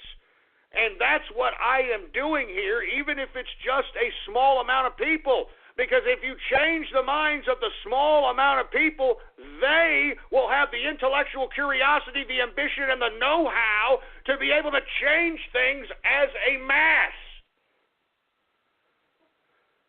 So anyway, that's why I'm saying, folks, that's why I'm saying I do this broadcast in hopes of sparking synapses in the brains of capitalists throughout the world. Throughout the world. And I'm not going to stop. I want to continue to do it. I want to make sure that, before I leave this earth, that there are enough capitalists that are going to help sustain the future. Because let me tell you, these leftists are producing a bunch of stupid, mindless lunatics out here that actually believe in this goddamn leftist horse crap. I mean, there's too many of them. They're stupid. They're absent-minded. They're ignorant, for Christ's sake, man. I mean, all you have to do, I'm going to be honest with you. I like some of the InfoWars content coming out of this kid that they just hired here about a few months back named Owen Schroyer. Owen Schroyer. Now, this kid, I like his guerrilla journalistic style what he does is he goes and confronts these leftists and asks them what the hell their grief is, what the hell are they doing, why are they pissed, and he literally makes them look stupid, all right? I'm not joking around. He literally makes these people look like the ignorant pieces of trash they are because they don't know how to answer a simple question. These people are absent-minded. All they know how to do is regurgitate a bunch of talking points, and then when you make them look lower than a leprechaun's nutsack with facts, they just want to turn to you and say, F you, and resort to the ridiculous, redundant, four-letter word sentence fragment garbage that is known by these goddamn leftists. But as I stated, folks, I strongly advise you to look at some of Owen Swawyer's work. I mean, this man is going up to these people and showing the ignorance that is abundant. And if you try to convince them, if you put substance on the debating table, they don't want to hear it. So that's why, folks, as far as I'm concerned, I don't want anybody who's leftist or identifies as liberal or a Democrat, I don't want them anywhere around me. All right, I don't want to be in the same facility as them. I don't want to be in the same room as them. I don't want them. I don't like liberals. I'm sorry. I don't like you pieces of trash. All right, you people are anti-American, and you people are just sitting back, literally loving every time America is desecrated, every time America is embarrassed, every time there's a terrorist act on American soil. I know it, for Christ's sake, man. I know it. So anyway, folks, I'm just saying. All right, I'm just saying. Anyway, I want to hear from you, folks. 563-999-3791. It's a Baller Friday, and that means a free format edition, and we're going to discuss anything that you would like to discuss. So go ahead and give us a call, and we're going to talk about anything you want to talk about here. Let's go ahead and go with 281. What's going on this Baller Friday? Hey, I wanted to talk about the Dow Jones Industrial Average. All right, what about it, man? And then, well, Ghost, I heard that the Dow Jones Industrial Average is not doing well. I would like to say something about it. Suck my dick! Suck my dick! Suck my dick! Yeah, I should have known something. I should have known something. We were like, I want to talk about the Dow Jones Industrial taco. You know what I think it's time for? You know what I think it's time for? I think it's time for everybody's favorite part of the broadcast and everybody's favorite game. It's Guess the Minority! Guess the Minority! That's right, folks. It's Guess the Minority, everybody's favorite game where you guess the ethnic background of the person that's on the line right now. It's everybody's favorite game. It's Guess the Minority. So go ahead. Take your choice. Take your pick. What's the minority base of this particular human being? Let's go ahead and get back to the call, shall we? All right. Hey, 281, are you a Mexican? Hey, come on! Oh, he hung up. Why'd you hang up?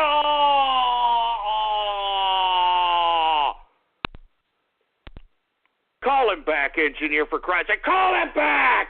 You're going to ruin a game of Guess the Minority. Call him back. Hey, are you there, boy? Hey, boy! Oh, he's not going to answer. Well, we're going to keep calling him back. Because, look, I want to know, all right? It sounded like a Mexican. He had a Mexican twang going on. And, I mean, we're right in the middle of the game of Guess the Minority. I want to know if I was right. All right? Here we go.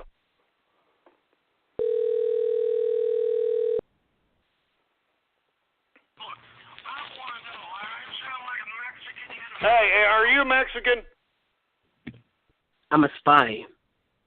No, are you a Mexican? I can hear the Mexican twang in your voice, for Christ's sake. You damn near have a fucking taco hanging out of your mouth. You're still Mexican. Just admit it. I'm half a Mexican, but you're close. No, what are you then? Give us your whole ethnic background, if you will. Go ahead. I'm half Mexican and I'm half white. Nah, that's bull crap. You're not half white, for Christ's sake. Were you half white raised in Mexico? What the hell's up with your Mexican twang, boy? It's a trait. It's a trait. What the hell you mean? You're 281. You were raised in Texas. What the hell you mean trait? I mean 281. That's like, what is that, Houston or something? You should be talking like me. Let me tell you something. Any Mexican that I meet from Dallas or Houston, they talk like me, boy. They don't talk like they're from San Antonio. Like, let me see it. How you doing? Oh no, excuse me. That's a French frog. Hey dude, how you doing, man? I'm kicking back over here, man. So, look, I'm asking you, are you full Mexican? You don't have to pretend you're half white, all right? I mean, there's no haterade here. You just called me up acting like an obnoxious moron, and I'm just simply asking, what is your ethnic background, sir? Obviously Mexican. I mean, why the fuck would you Yeah, think that's what I thought. Get this Mexican ass out of here! Send his ass out of here and make him chew on a goddamn rubber tortilla, for Christ's sake. Yes, I knew it. I knew he was a Mexican. Yes, I love this game. Woo! Oh, man, I'm telling you this right now, man. I love this game, Guess the Minority. I told you I was good at it. I told you all I was good at it, boy. Woo! Oh, my God. Let me give me my drink, for Christ's sake. Oh. I'm telling you, I'm good at that. I'm good at Guess the Minority, boy. I'm good on the Guess the Minority. I tell you that right goddamn now. Woo! Oh, man. Anyway, let me calm my ass down. Anyway, I'm sorry, folks. Let me tell you, I know people are probably, now look, here they are on Twitter. I'm a racist. Look, hey, listen.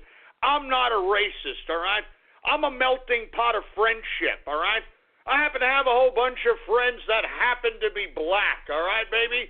I happen to have a whole bunch of friends that happen to be Hispanics, all right? I happen to have a whole bunch of friends that happen to be Kraut, Limey, Camel Jockey, Oriental, Kangaroo Banger, you name. I have a whole bunch of friends that happen to be a whole bunch of nationalities. I'm a melting pot of friendship. Man. So for you people to sit here and continuously spread that slanderous lie that I'm some kind of a freaking racist, get the hell out of here, all right? Jesus Christ, man. Let me go ahead and continue going on here, all right? Now, listen, I didn't mean to go off keister there, folks. My apology. This idiot thought this is like radio graffiti or something. I'm trying to have a serious conversation. Of course, this is the internet, and we're going to have a bunch of jerk-offs trying to, call up, trying to do prank calls or whatever the hell they're going to try to do, but I really don't appreciate it one goddamn bit. I'll tell you that right damn now. Anyway, we're going to continue going on this free format edition, this Baller Friday. How about 864? What do you got to say on this Baller Friday? I'm not taking any anonymous calls. Yeah, of course. Here we go again with some freaking recording. How about 805? What do you got to say on this Baller Friday? Real discussion about rain. All right, I've already said my piece. Let's see what people have to say about it. All right, let me tell you what. You want me to go ahead and say your number on here? Is that what you want me to do, you stupid idiot? Huh? 805-743. Is that what you want? Huh? Is that what you want? I'm asking you, boy, is that what you goddamn want? Oh, what, cat got your tongue there, boy? I'm going to give you 5 seconds to say yay or nay, and if you don't say anything, I'm giving your goddamn number out. You understand that, boy? Say yay or nay, boy. Oh, you're going to sit over there? You're going to go play your Peter Popper? Tell you what, let me hang up and call your ass back, boy. You understand that? Let me hang up and call his ass back, engineer. I'm sick and tired of these pricks. All right? This is not radio graffiti, you little twats.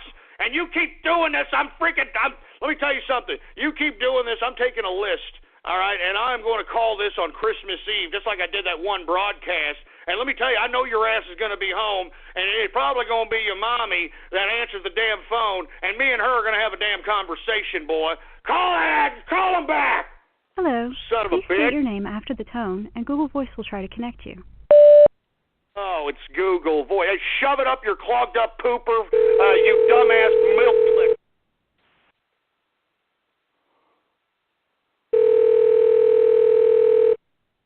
So it's a Google Voice. How quaint.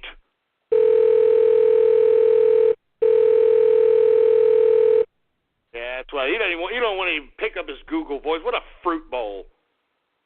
What a fruit bowl. I'm telling you that right damn now, man. Anyway, who else do we got here, for Christ's sake? 269. What do you got to say on a Baller Friday? Is that me? That's you. Oh. Hey, Ghost.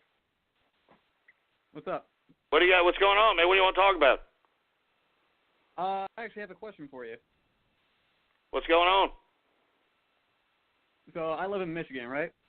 And you know about how shitty Flint is, right? I certainly do. So my question to you is, how do you think we, as people of Michigan, can get Flint out of the shitter? Well, to be completely honest with you, man, I think that Flint needs to get rid of its liberal-minded politics, to be honest. I mean, if you want my opinion, it's being led around the nose by dumbass Michael Moore. Michael Moore has been making documentaries about Flint, Michigan since like 1990, like early 1990s, for heaven's sake. And yet it has gotten worse and worse the more and more this idiot tries to supposedly help and supposedly put a spotlight on the city. I mean, so in my personal opinion, I think that Flint needs to realize that they are a consequence of Democrats on a municipal or a local level. And the only reason I'm saying that is because if they weren't, then Michael Moore wouldn't be living there. So, I mean, am I factual in that regard? I mean, is the local municipality of Flint, is it mostly liberal? Well, it usually is liberal, but this year, Flint, I've noticed, has gotten a lot more conservative.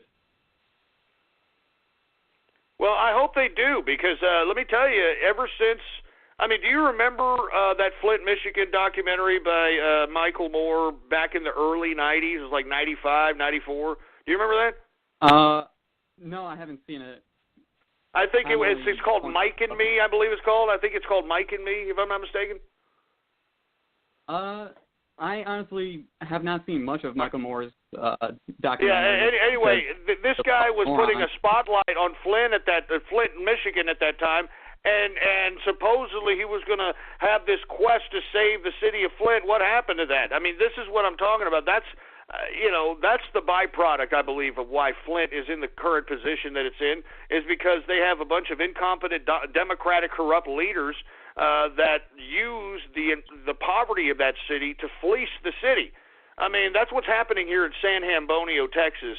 These bureaucrats that are in power in this city are allowing a small group of individuals that are literally monopolizing this city to monopolize it. I mean, they are literally fleecing the sales tax and property tax and city revenues and putting it in their pockets via these damn city council folks and the mayor. So, and this is a liberal town, so when this happens on a perpetual basis, the money revenues increase as far as the city is concerned, but yet the way of life and the infrastructure is in complete and utter garbage. So I think that's exactly what happened in Flint, in my opinion, sir. All right, but how do you think? Do you think if GM came back to Flint, do you think their infrastructure would improve at all? Well, obviously, if any manufacturing base came back to any community, that would increase the modus operandi of any community. But I don't see that happening, and I personally believe that what Flint, Michigan needs to do is they need to, first of all, clean up their city. They need to clean up their city by making sure they don't elect corrupt city folks that are going to utilize city revenues or whatever's left of city revenues and burn it on allowing cronies that are within their inner circle to just fleece the goddamn tax system. Once they do that, that's when they need to start attracting new enterprise to the city, new business to the city. You know what I'm saying? So I'm just saying. Anyway, I want to thank you, sir, for calling up. And as a matter of fact, we are well into the third hour of the True Capitalist Radio broadcast. And, of course, I am your host, the man they call Ghost. And once again, I want to thank everybody for tuning in with me. Before we get on with any more of the broadcast, I'd like for everybody to please bookmark the official website of the True Capitalist Radio Show. It is blogtalkradio.com/ghost. That's blogtalkradio.com/ghost. And, of course, if you have not already done so, folks, please follow me on Twitter. The Twitter name to follow is PoliticsGhost. All one word, no underscores. Politics Ghost is the name to follow. And once again, I just want to reiterate to everybody that Mrs. Ghost's autographs will probably be pulled down by this weekend. So if you want to get yourself a Mrs. Ghost autograph, go ahead. It is ghost.market. Go ahead and post that in your tab bar of your browser. All right, type that in your browser, ghost.market. And as I stated, for the folks that bought 5 or more Mrs. Ghost autographs, I'm going to go ahead and give you a free Ghost autograph, Capitalism or Death, the one that's numbered, the one that I sold for $20 previous that you can't get anymore. I'm going to go ahead and throw that in there, folks. And I know people are asking about how do I get in the inner circle? How do I get in the inner circle? Look, I'm not in a rush to do that, but I believe that we're going to probably have about 50 more slots, and just for Christmas, and that's it, folks. And let me tell you, if you didn't join the first time, it's going to cost you. All right, that's all I'm saying. All right, that's all I'm saying. Support for this podcast comes from UTSA.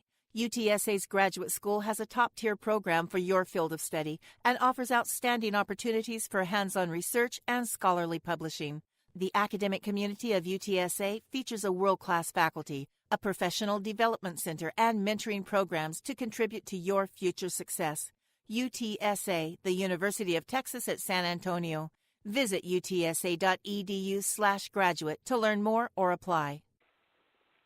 Anyway, folks, I want to take some Twitter questions at this point in time, folks. And this is the part of the broadcast where you can tweet at me right now, PoliticsGhost, and tweet me some questions, and I'll make sure that I can answer them. Anything that you want to discuss, anything you want to talk about, this is the part of the broadcast that we call Twitter questions. And I know that people enjoy this segment, so that's why I keep bringing it back.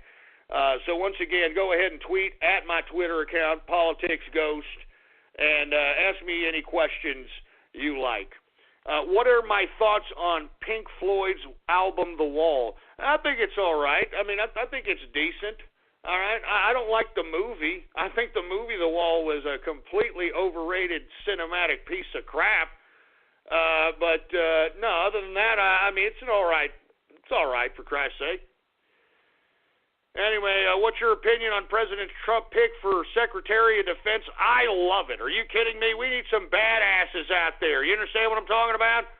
We need some badasses out there, and somebody who's actually been on the ground, folks. Let me tell you something. General Mad Dog Mattis, to be a general, you have to not only go through 1 or 2 wars, you got to go through several different theaters of combat and actually kill people, actually possibly get injured, see your fellow Marines get injured, get killed, so on and so forth. So this man knows, all right? This man knows, and he's going to think about that.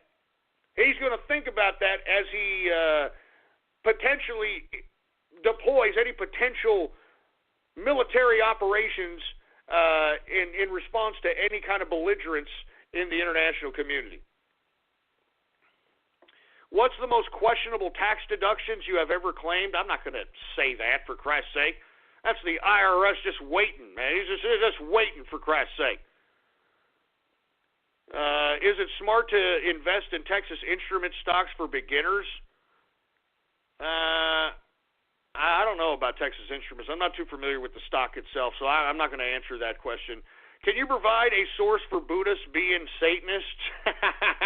I'm asking because I'm interested, not because I don't believe you. Well, listen, I'm not really saying you should believe me or not. I'm just simply stating that if you take a look at the Grand Canyon, I'm sure a lot of you folks have Googled, hey, did we take an expedition in the Grand Canyon? We did. There was Buddha statues down there. There was tombs down there. And once that discovery was made, now the United States doesn't want anybody to go down there. All right, the United States doesn't want anybody to go down there. Lest we forget, folks, remember, prior to the invasion of Afghanistan, the Taliban had found thousands of years old Buddha statues inside mountains. And because the Taliban thought it was blasphemous to Allah to allow those thousands of years old relics to exist, they blew it up. You remember that? Once again, take a look at the sunken cities off the coast of Cuba that have been found. And it's the cities of pyramids and monoliths and statues. Take a look at the cities that's underneath the coast and off the coast of Japan. I can go on and on. So listen, I don't want to get into that whole philosophy stuff again because it scares people and people don't really like to discuss that. But what I'm saying is, if you take a look at Buddhist philosophy and take a look at what he taught people, he taught people how to use their minds so that they could become their own gods. And you see, I don't believe that the creator of this world intended for anybody to be here so that they could become their own gods. The creator put people here obviously because this is a goddamn punishment. And once again, if you don't believe me, all you've got to do is look at the basis of life, and the basis of life is you have to kill and eat another living organism in order to sustain survival. Every living organism has to do it. So on that basis, this is not the Garden of Eden, for Christ's sake, man. This is not the Garden of Eden. So with that being said, when you have Buddha, and let me tell you, Buddha, he didn't preach violence. He just preached an idea, a philosophy in which you utilize different methods of meditation and interpretation of life and interpretation of your surroundings to be able to create a certain power within your person to create yourself as your own God. I'm serious. So listen, in my personal opinion, just based on the evidence and all the sunken Buddha statues and everything else, I personally believe that the floodgates were open because of Buddha. And that's just my opinion. Buddha and Buddha statues are found all over the world, and they predate any known civilization as it pertains to the radioactive isotope dating of these particular items and these particular statues. So, there's a lot of mystery, but if you take a look at the analysis and you take a look at the geologic record, and it states that the geologic record states that we've had ice ages, we've had floods, we've had volcanic ash rains, we've had volcanic floods, we've had all kinds of magnetic reversals, we've had all kinds of stuff. So, with that being said, why would the creator of this world do such a thing? I'm just saying. Anyway, let me move on, for Christ's sake. I'm not gonna answer that disgusting question, for Christ's sake. Who else do we have here? What do you say to a feminist who doesn't believe in teaching women to defend themselves? Well, just tell them to take a look at what's happening in Germany. How about that? You know what I'm saying? When am I going to reach 200K listeners? Well, I actually reach more listeners than that on a weekly basis. It's just on a live basis, I got about 65,000 listeners, and most of them don't come on Twitter. Most of them are in the international community, mind you. Got a lot of international listeners. I want to thank them for listening in as well, for Christ's sake, man. Anyway, let me see. Who else we got going on here? I'm not saying that disgusting, stupid, freaking crap. These are dumb questions. Are you kidding me with some of these questions, for Christ's sake? What do you think about the NFL boycott? I think it's been very successful. NFL has seen its lowest ratings in like 15 years. I mean, nobody's watching the NFL, and I think partly it's because of Kaepernick, and I think it's an oversaturation as well.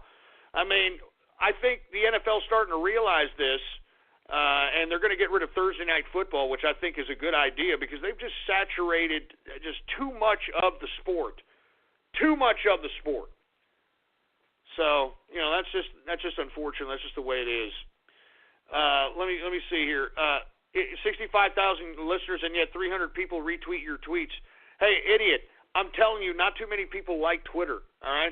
As a matter of fact, I bet you if I was on Facebook, it'd be a lot more because everybody's on freaking Facebook, and I don't want to be on Facebook, all right?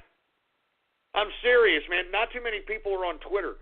I mean, haven't you noticed? I mean, if anything goes viral on Facebook, man, you could easily get like 50 million views on a goddamn video, I'm serious, all right? But, on Twitter, maybe, if you got about 1,000 retweets, it's like a big viral deal. So, not too many people like Twitter because they don't get it. You know what I'm saying? I'm serious. They don't get it. Anyway, let's move on here. Do you have plans for 600 shows? You're 14 away. Well, I'm thinking about it. It's be the big 600, man. 600 shows, man. 600 shows, baby. And I'm telling you, man. I mean, I've been doing this for a long time, there, baby. But let me tell you, I always think of the long term. Pepsi or Coke? Coca-Cola, baby. You understand? Coca-Cola. Didn't Pepsi used to be some kind of a hair dye or something of that nature, for Christ's sake? And lest we forget, folks, that Pepsi and Coke used to have cocaine in both of them. That's why they call Pepsi, Pepsi, because it gives you a little bit of a pep. Coca-Cola, the reason that they called it Coca-Cola is they're advertising that what's in the concoction is the cola, which is the main root, the main bud of the coca plant. So that's what they're advertising in Coca, or they used to be advertising in Coca-Cola. Now they just load it up with freaking high fructose corn syrup, and that's all there is to it. But hey, you know what I'm saying? Anyway, who else do we got here? When will there be another Inner Circle meeting? Possibly sometime. I'm not really sure yet, man. I don't even have enough time to breathe out here. I've got my businesses. I got to spend 3 hours on this show, 2 hours prepping. I got to trade. I got to, take care of my businesses. I got a wife. I got a dog. I know that, I need to be giving some attention to the freaking Inner Circle.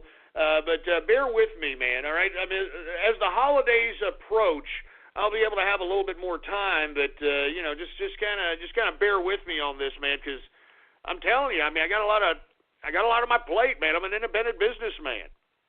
You know what I'm saying? I mean, I got to do what I have to do. Will you please sell pony merch? Oh my God, no! Look, I made a deal. All right, I made a deal with you, damn bronies. I said, listen. If my wife can outsell me, I would sell pony merch. It's not even close, all right? It's not even close. Look, you bronies really want me to sell pony merch. Look, there's 429 left of my wife's autograph. As I said, there's 429 left, all right? If we get down to 375, all right, by tomorrow, all right, we'll sell some pony merch. How about that? Oh, but it ain't going to happen, for Christ's sake. All right? Jesus Christ, I'm serious, man. Y'all want me to sell pony merch, man? Put your money where your mouth is. Well, maybe not. But anyway, let me move on, for Christ's sake, man. Will I have an Inner Circle virtual Christmas bash? I don't know. That's a very good question. You know what I mean? That's a very good question. I'm not really sure. My thoughts on martial arts? I mean, I guess it's okay to know, but big deal, Who else we got going on over here? Once again, we're taking Twitter questions. If you want to ask a question, just tweet at me right now, Politics Ghost. All right? Look, stop asking me for pony merch, all right? That's the second time, for Christ's sake. Well, I said a P.O. box. I'm not really sure about that, man. I mean, I've been thinking about it, but you know what I've been thinking? That if I set up a P.O. box, people are so nuts on this show that they'll just sit in a parking lot all day and, guesstimate who in the hell I am going into the... I'm just saying, man. I don't know I don't know, man. Anyway, let me move on here. Who else do we have? I'm not going to say that. I'm not going to answer these stupid questions, man. I'm talking about real questions, for Christ's sake, you stupid morons. Anyway, how do you start a radio show like yours? Well, you just go out and you start one, man. And you continue on. You continue to do it. The thing is, though, is that you have to understand that broadcasting, it's a very, very hard thing to do. As a matter of fact, a lot of the good YouTubers that, just record themselves talking a bunch of crap, whenever they live stream, it's boring. It's boring as crap.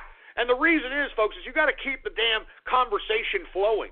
And that's another thing that I don't think you folks appreciate, man. I'm sitting here for 3 hours keeping the goddamn conversation flowing without having any kind of dead air, for Christ's sake, man. I mean, you don't understand how hard that is, all right? You don't understand how hard that is. That's 3 hours of just going nonstop, baby. And let me tell you, not even the best broadcasters in the world can do that.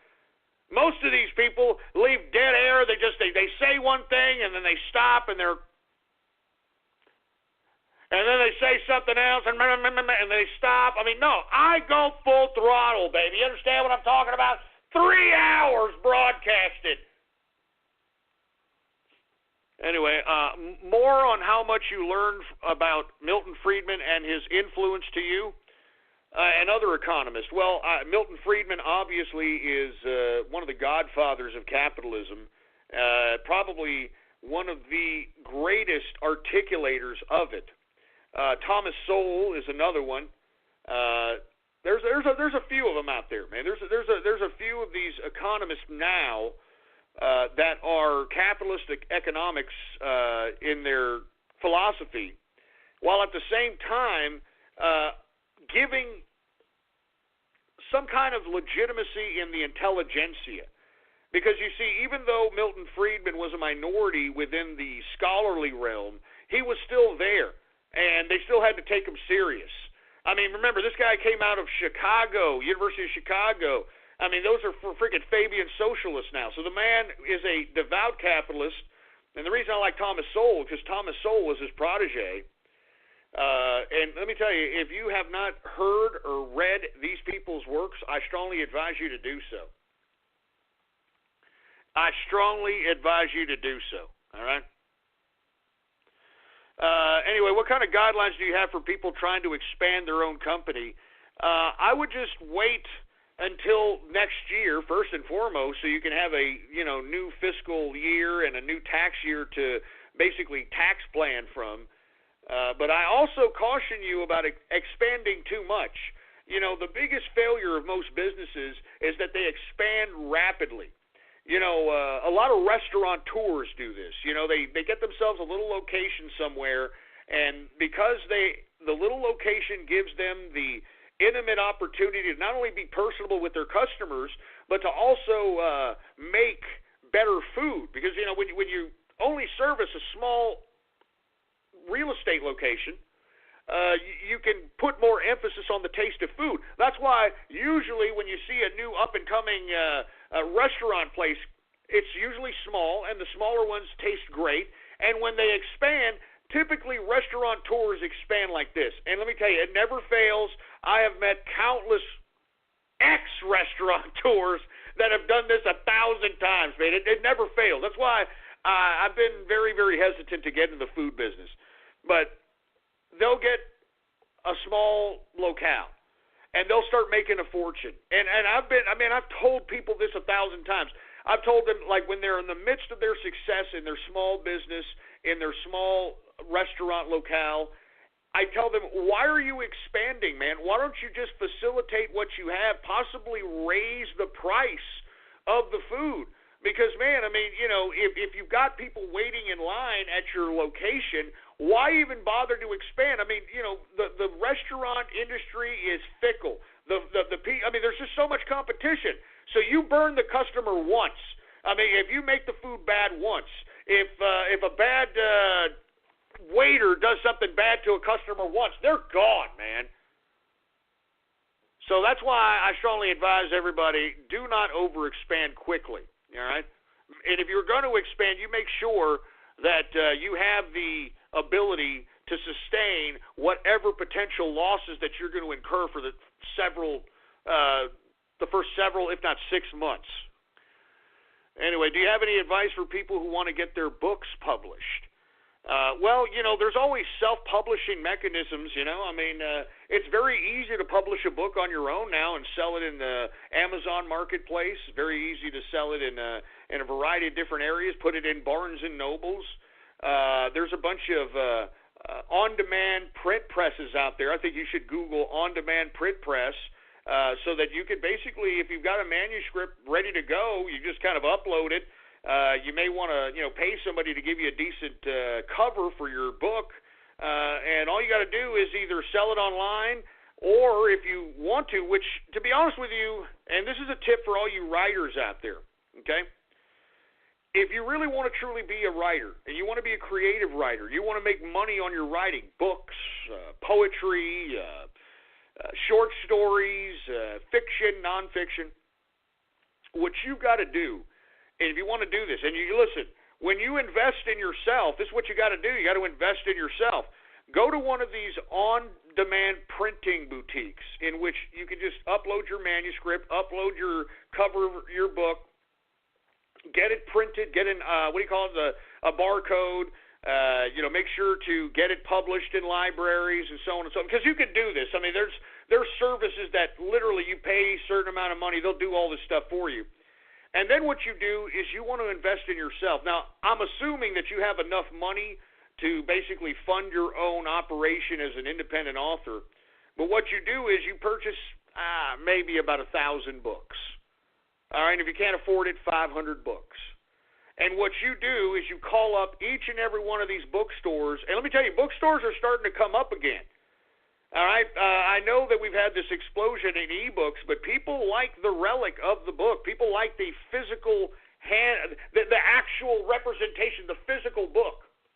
And I would call each and every one of these bookstores and say, hey, I'm an author, and I want to see if I can go and basically sign autographs at your store. I'll promote it, this and that. And let me tell you, these bookstores, 9 times out of 10, they'll allow you to come in just as long as you give them a cut of whatever books you sell or give them a cut of the autographs or anything of that capacity. And at the same time, you want to lecture, you want to do some things. And the reason, let me tell you something else.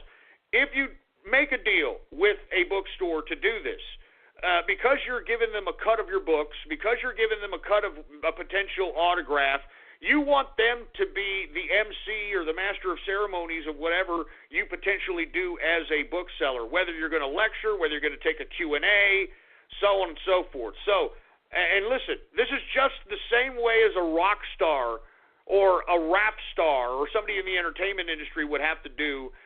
They have to go and call up bars, call up clubs, set themselves up a tour, and go from town to town and, just try to sell themselves. I mean, that's literally what artists do. I mean, that's what you have to do as an artist. So if you are if you are a writer, and look, there's people that are saying that you should get an agent. Hey, listen, that's fine. You want to get an agent. As far as I'm concerned, I think that you should do it all on your own. You run your own business. You run your own company. You run your own books. And as a matter of fact, you don't need agents. You can call up these people on your own. You make your own propaganda. And I strongly encourage everybody to do so. All right? I mean, you can do it. You just have to believe in yourself, and you have to actually have a little bit of talent, too. You know what I mean? Let's be honest with you. Happen to have a little bit of talent there. All right?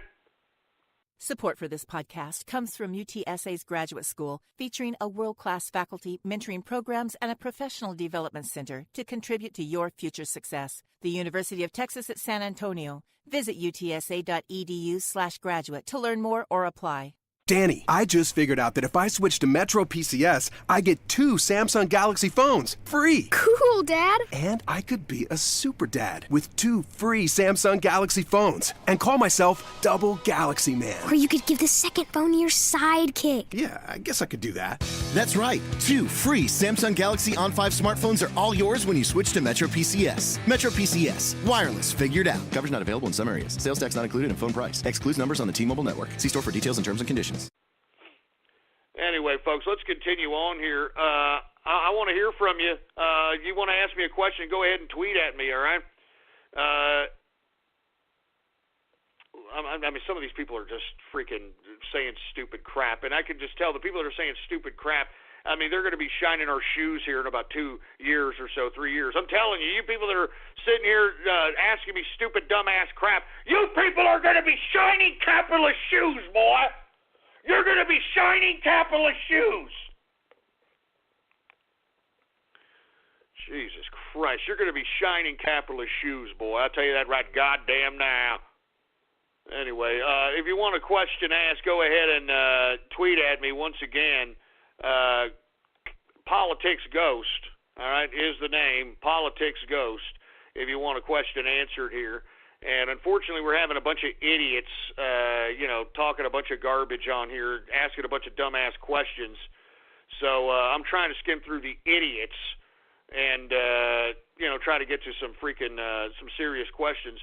What's the best place to visit in Texas? It used to be Austin, Texas, but now it's a complete and utter, it's a dirt hole, man. It's stupid. It's freaking pathetic. Am I a fan of Bon Scott? Yeah, you're damn right I'm a fan of Bon Scott, man. Although I do like Brian Johnson, too.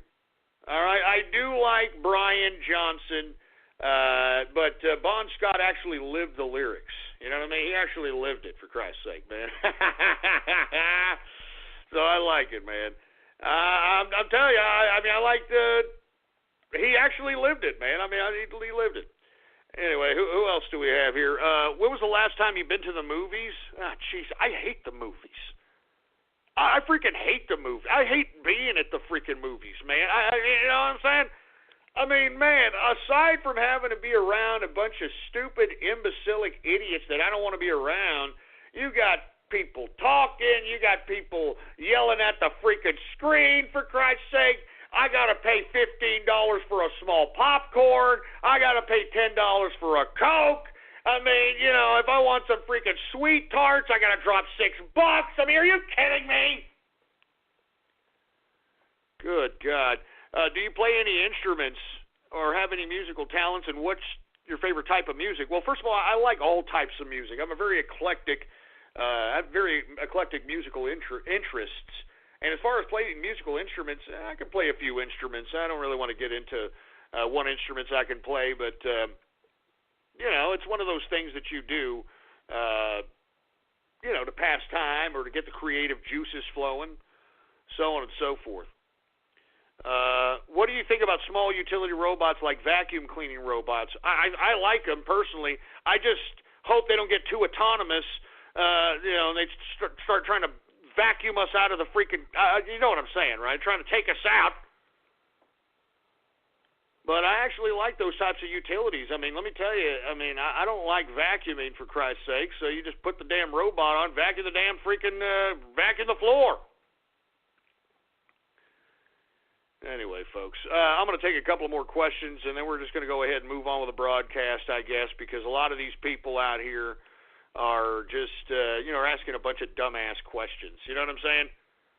I'm serious. They're asking just a bunch of dumbass questions that don't make any sense. You know what I'm saying? Anyway, do I like death metal? Yeah, not really, man. I mean, because death metal is rather generic, Probably the closest thing that I like to death metal would probably be like old Slipknot, and that's before Rick Rubin came in and kind of pussied them out. But probably old Slipknot would probably be the extent of like my death metal repertoire, if you will. Rob Zombie ain't too bad either, even though he's kind of a flake. Of course, Pantera is pretty goddamn good, but I mean, I wouldn't consider Pantera death metal, so I'm not really sure, man. I'm not a big, huge fan of death metal, so to speak. All right. Who would I have a political debate with? I could have a political debate with anybody. You know, the problem is that when I make them look lower than a leprechaun's nutsack, they're going to be so upset and pissed off. I mean, give me a freaking break. You know what I'm saying? Let me see here. I'm not going to say that, for Christ's sake, man. I'm not answering these sick-ass questions, you stupid son of a bitch, all right? Jesus Christ, man. I'm not joking around, man. You see what I'm saying? I mean, I'm looking at these questions, and they're just asking a bunch of dumbass, idiotic crap. You know what I'm saying? Anyway, that's it for Twitter questions. I refuse to let you morons sit here and ruin my Baller Friday. I can tell you that right damn now. All right? I'm serious, all right? That's enough. So anyway, I'm looking at the count of Mrs. Ghost autographs. It looks like no pony merch, so no pony merch for ponies! Ha ha ha ha! Good, because I sure as hell didn't want to freaking make it. Anyway, folks, let's go ahead and get to a little bit of radio graffiti on this Baller Friday, and let's see if, you know, we have some decency of some lolzy type of Baller Friday radio graffiti bits here, and if not, I'm getting out of here. And I'd like to, you know, enjoy some Miller time out here in San Hambonio, but aside from it raining, I mean, you're taking your own life in your own hands out here in San Hambonio, Texas, man. I'm not joking around. I didn't realize how disgusting and pathetic this damn city was, and I'm really sorry that I even moved here. Oh, I take that back. I mean, the neighborhood that I live in is a very, very nice neighborhood, all right?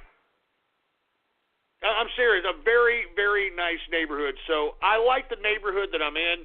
The city sucks, man. The city's horrible. I mean, the city is, and I don't blame the people. I want to reiterate this, all right? I don't blame the people. Who I blame is the city of San Hambonio government. That's who I blame because, I mean, they have all the money. I mean, there's a dramatic amount of money, all right, that's generated each year in this city, and you don't see none of it in this city. I mean, in my opinion, this city is horrible. They got a mud hole for a river walk out here, which is ridiculous. I can't believe the city, hypes this damn crap so much. I mean, Jesus Christ, man. Hold on, somebody just tweeted at me some pony merch that's being sold out here, and these idiots are actually buying crap for $199?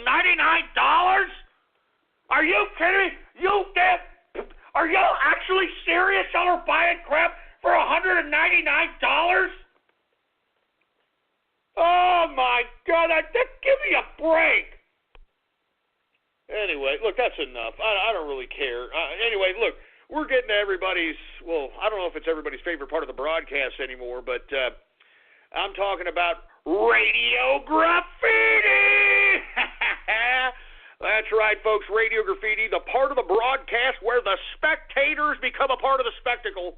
All you got to do is give me a call right now at 563-999-3791. And when I call on your area code, you've got exactly 3 to 4 seconds to say whatever it is that's on your mind. That's why we call this radio graffiti. And before we get on to anything else, I want to remind everybody that we do have Remove Kebab apparel for sale, folks.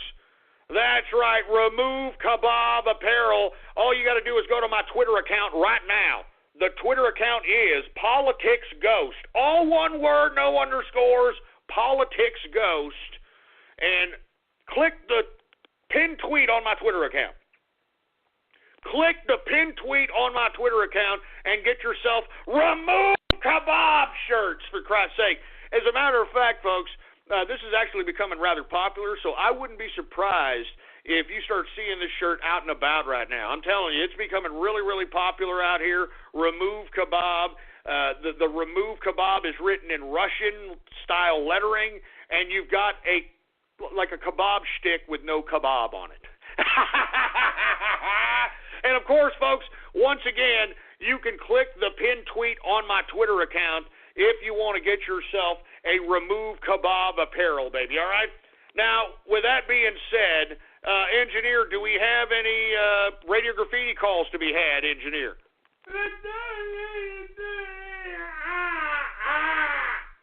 All right, well, let's go ahead and get to Radio Graffiti right now.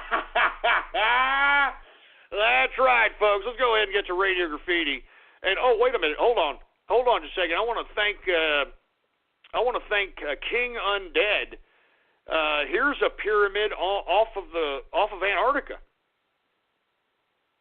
A pyramid in Antarctica. So what have I told you about Antarctica, folks? What have I told you about Antarctica? I just retweeted the tweet right now if you want to check it out.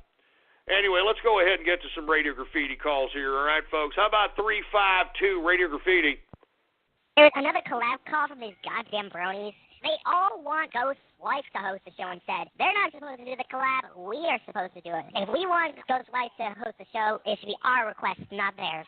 Self-entitled you are. A shit we do not give.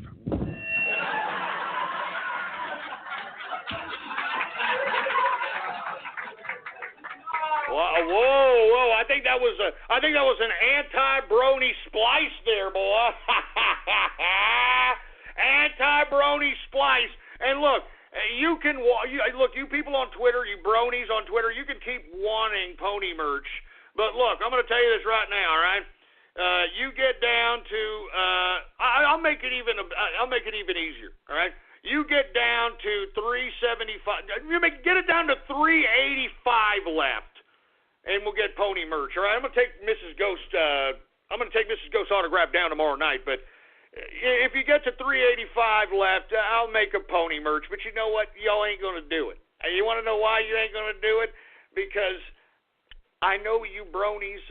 I know y'all are phonies, and that's all there is to it. All right, you're a clopping bunch of crap. And all talk is all I got to say. How about who else do we got? How about 347 Radio Graffiti? Ghost, what's up? How's it going? Yo, dude, I just want to say something real quick. If you ban the add-ons from calling in, you lose a lot of listeners and a lot of freaking callers, and you lose a lot of what makes the show interesting, dude. Keep up the good work, though. Well, you know what? Tough titty. I don't really care. How you like that? Huh? How do you like that? You know what I'm really going to lose is a bunch of stupid, two-bit, idiot, troll, terrorist losers. So, I don't really care. I mean, it's no skin off my ass. I'm going to be completely honest with you, all right? I mean, watch. I'll take one anonymous caller, and look how stupid it's going to be. Anonymous Radio Graffiti. See, look, this is a Helen Keller death mute. You see that? Huh? I just took an anonymous there, and what happened? What happened? So sit there and shut up and shut your stinking freaking face. Stupid moron. Here, you want to take another anonymous? Here, one more. Anonymous Radio Graffiti. This is Sparta Radio Graffiti. So what I did is I attacked Ohio State with a freaking car and a knife, all right?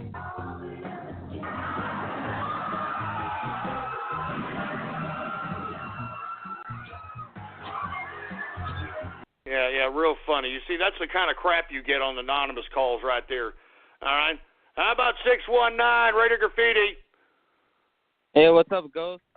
You know how you said that you get a free Ghost autograph if you buy five or more? What if you buy 10 or more? Do you get the Ghost autograph and the engineers? Are you serious? I'm completely serious right now because I missed out on the engineers and yours. All right, well, I'll tell you what. You don't have to buy 5 and 5. I think that's way too much. If you get one order of like 6 or 7, all right, I'll send you an engineers as well. All right, is that okay with you, engineer?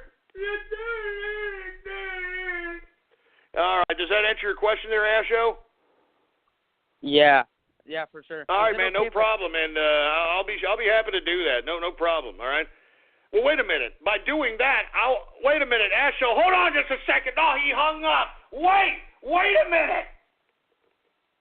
Wait a minute. If he's gonna buy all the, look, hold on. Wait a minute. We got to redo the pony merch gauge here. We got to redo the pony merch gauge because Jesus Christ. Anyway, let's move on before I change my mind. 516 Radio Graffiti.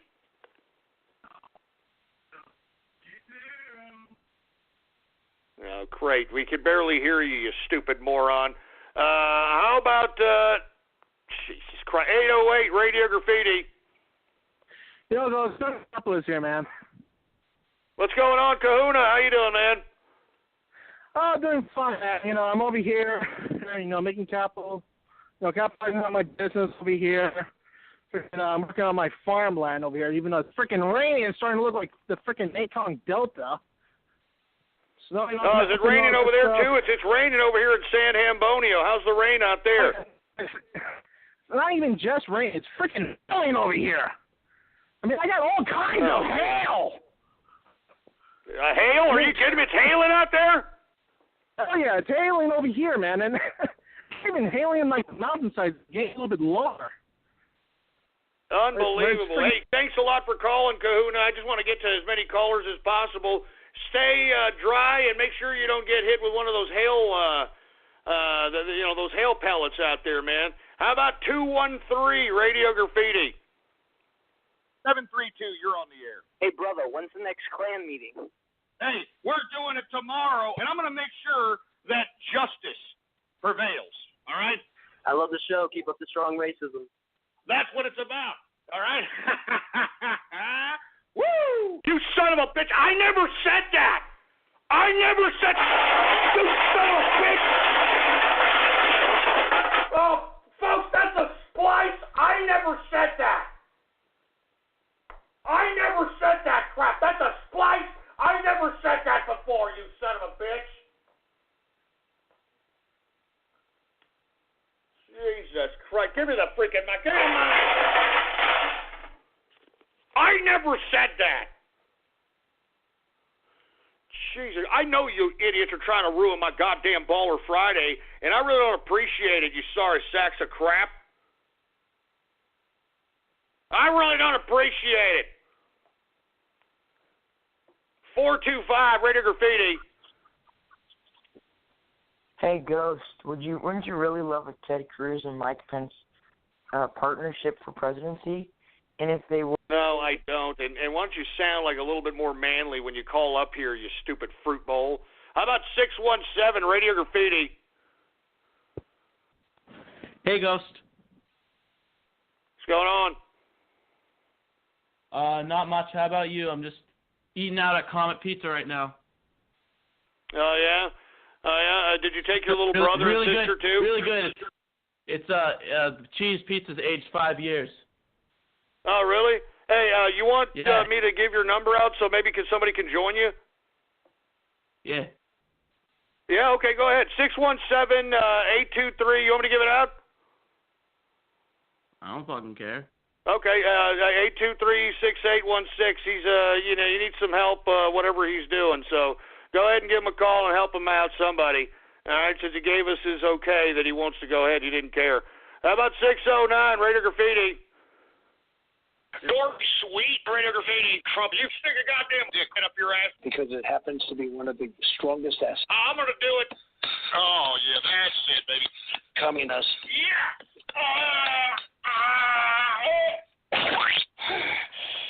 Tremendous job. Take it out of your ass. Shut up, bitch. Shut up! Shut up! Shut up! Shut up! Shut up! Son of a bitch! Shut up! Good God, man. Jesus, give me the mic. Give me the mic. You people are sick.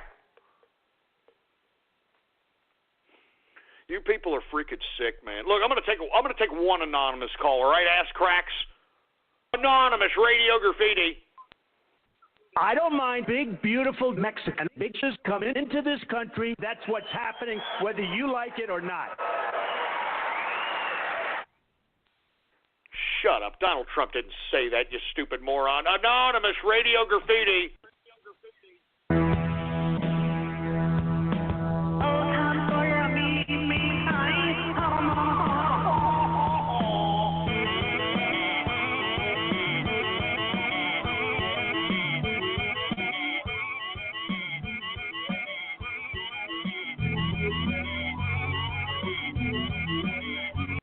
Wait a minute, did you actually remix me? I just said that like 2 weeks ago, for Christ's sake. Jesus Christ, how many remixes are there, man?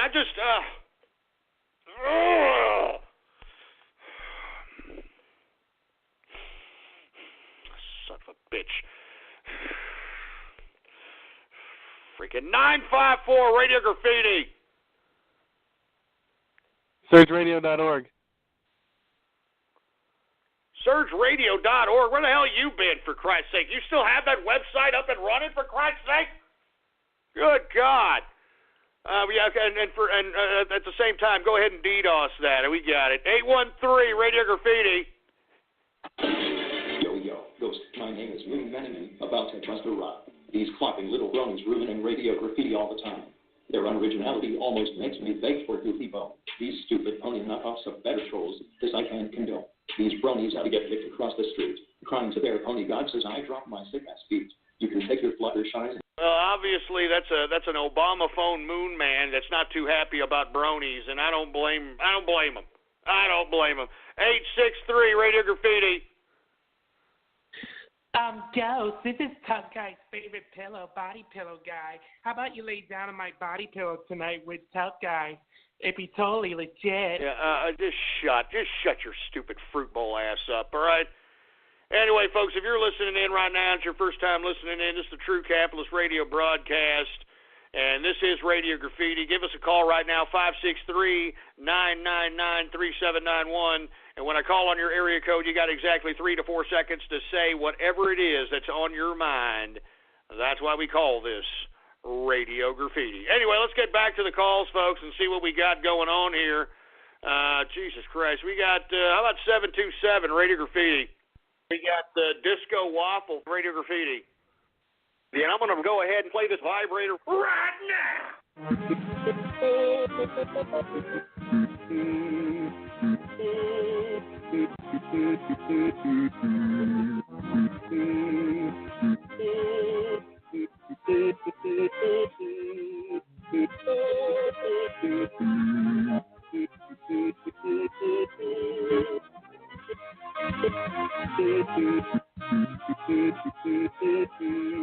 Hey, wait a minute. Are you making fun of Texas, boy? Are you making fun of Texas, boy? Son of a bitch. We got 909 Radio Graffiti.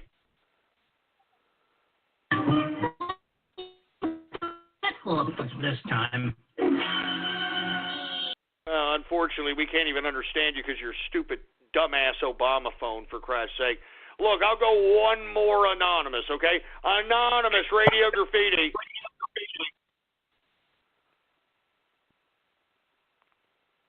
See, look at this. Helen Keller deaf mute. What did I tell you?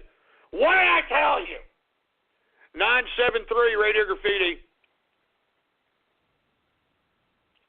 Hey, Ghost. How's it going? Okay, whatever. Hurry the hell up and stop playing with your Peter Popper. How about 864 Radio Graffiti? Oh, wait a minute. We called on that idiot already. Get this idiot out of here. How about Karaskin Radio Graffiti? Hey, when are you going to sell Mr. Fortune Cookie's autograph if he lets you? Mr. Fortune Cookie? Are you kidding me? I'd have to give a whole bunch of money to the communist government of China. I don't want to do that crap. Screw China. Stick a damn chopstick up their ass. How about 920 Radio Graffiti? Hey, Ghost. Long-time listener. Just wanted to say glad to hear you back and hope to more years of the True Capitalist Radio Show. Thank you very much. Hey, man, I appreciate it, and I hope so, too.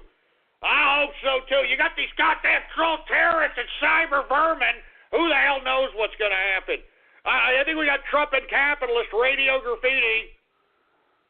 Hey, Ghost, I got something to say. Do you mind if I say it real quick? Yeah, hurry up, man. We don't have too much time. Go ahead. I can actually prove that you're Pickle Boy. Not only do you benefit from the fans for your personal game, but you're also big, fat, greasy hell Mona. Wait a minute. Wait a minute. What are you doing, Trumpet, you piece of crap? What are you, betraying me? You're betraying me? Good. Damn it. God damn it. Who the hell is Pickle Boy? Who in the blue hell is freaking Pickle Boy?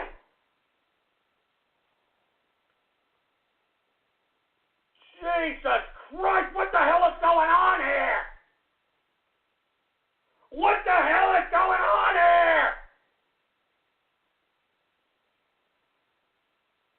Oh my God, and who the freaking hell is Pickle Boy? Can somebody explain that to me? Who the hell is Pickle Boy? Oh my God, the betrayal, man! The betrayal! Give me the freaking mic. Give me the freaking goddamn mic. Good God, I can't believe this. You know what? I can't believe this. You know what? You know what you guys have Jesus Christ. You know, I never thought I'd have to do this, but you see, you people, you know, you want to keep picking at me. You want to keep picking at me. You want to think I'm joking around? Huh? You want to mess with me? Huh? You troll terrorist and cyber vermin, you want to mess with me? All right. You asked for it. I didn't think I'd have to do this. All right, I didn't think I'd have to do this, but I'm going to have to call on the Teutonic Plague! The Teutonic Plague! Radio Graffiti! Hey, man, I just want to say thanks for the show. You are the talent, and you're the only reason we listen to this broadcast. So from us all, thank you, engineer. Wait a minute, what the hell? No! No! You son of a...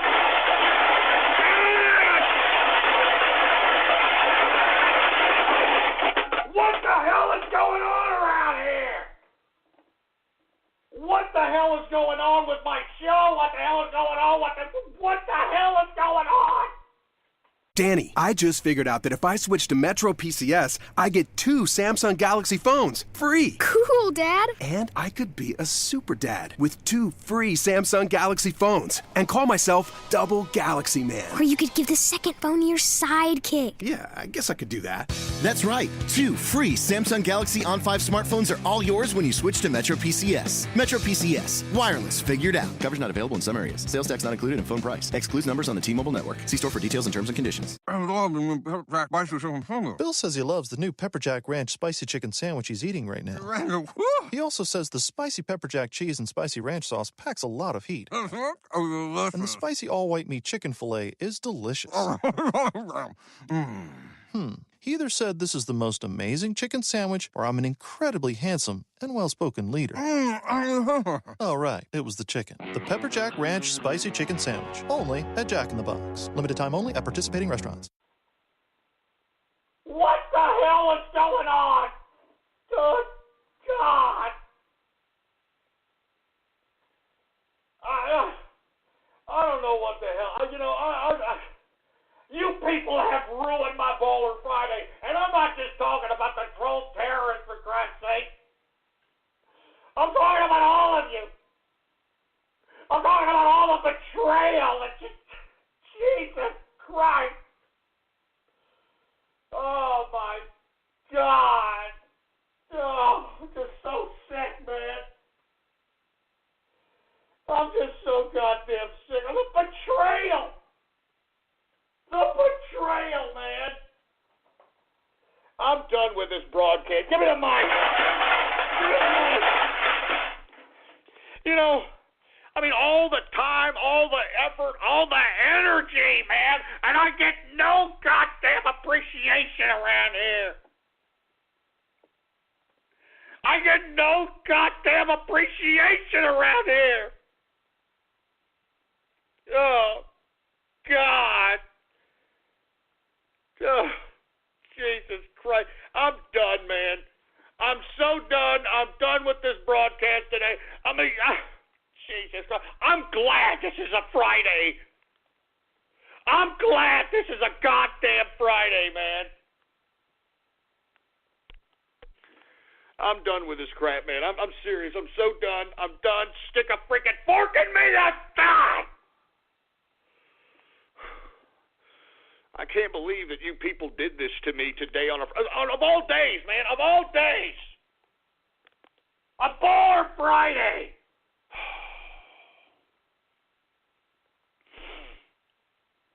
And what is this? What's going on here? People are tweeting at me to pick up 614. Okay, 614 Radio Graffiti. What's the big deal? Ghost, meet me on top of the Trump Tower and we can make taking a bath together great again. Oh my. You know what? I knew it. I just fucking... Damn it. I knew it. God damn it, I knew it. God damn it, I knew it. That's it, man. I'm done with this Baller Friday. You ruined my Baller Friday, man. All of you. All of you. You sacks of crap. You sacks of crap. I'm getting out of here. Give me the mic. I'm getting the hell out of here, folks. I'm serious. I deserve a little bit more respect than I'm getting around here, just to say the goddamn least. I mean, the betrayal, man. The freaking betrayal. The freaking betrayal, man. Anyway, I'm getting the hell out of here, folks. All right, please, just follow me on Twitter. Whatever, I don't care. Politics Ghost is the name to follow, all right? All one word, no underscores, Politics Ghost, all right?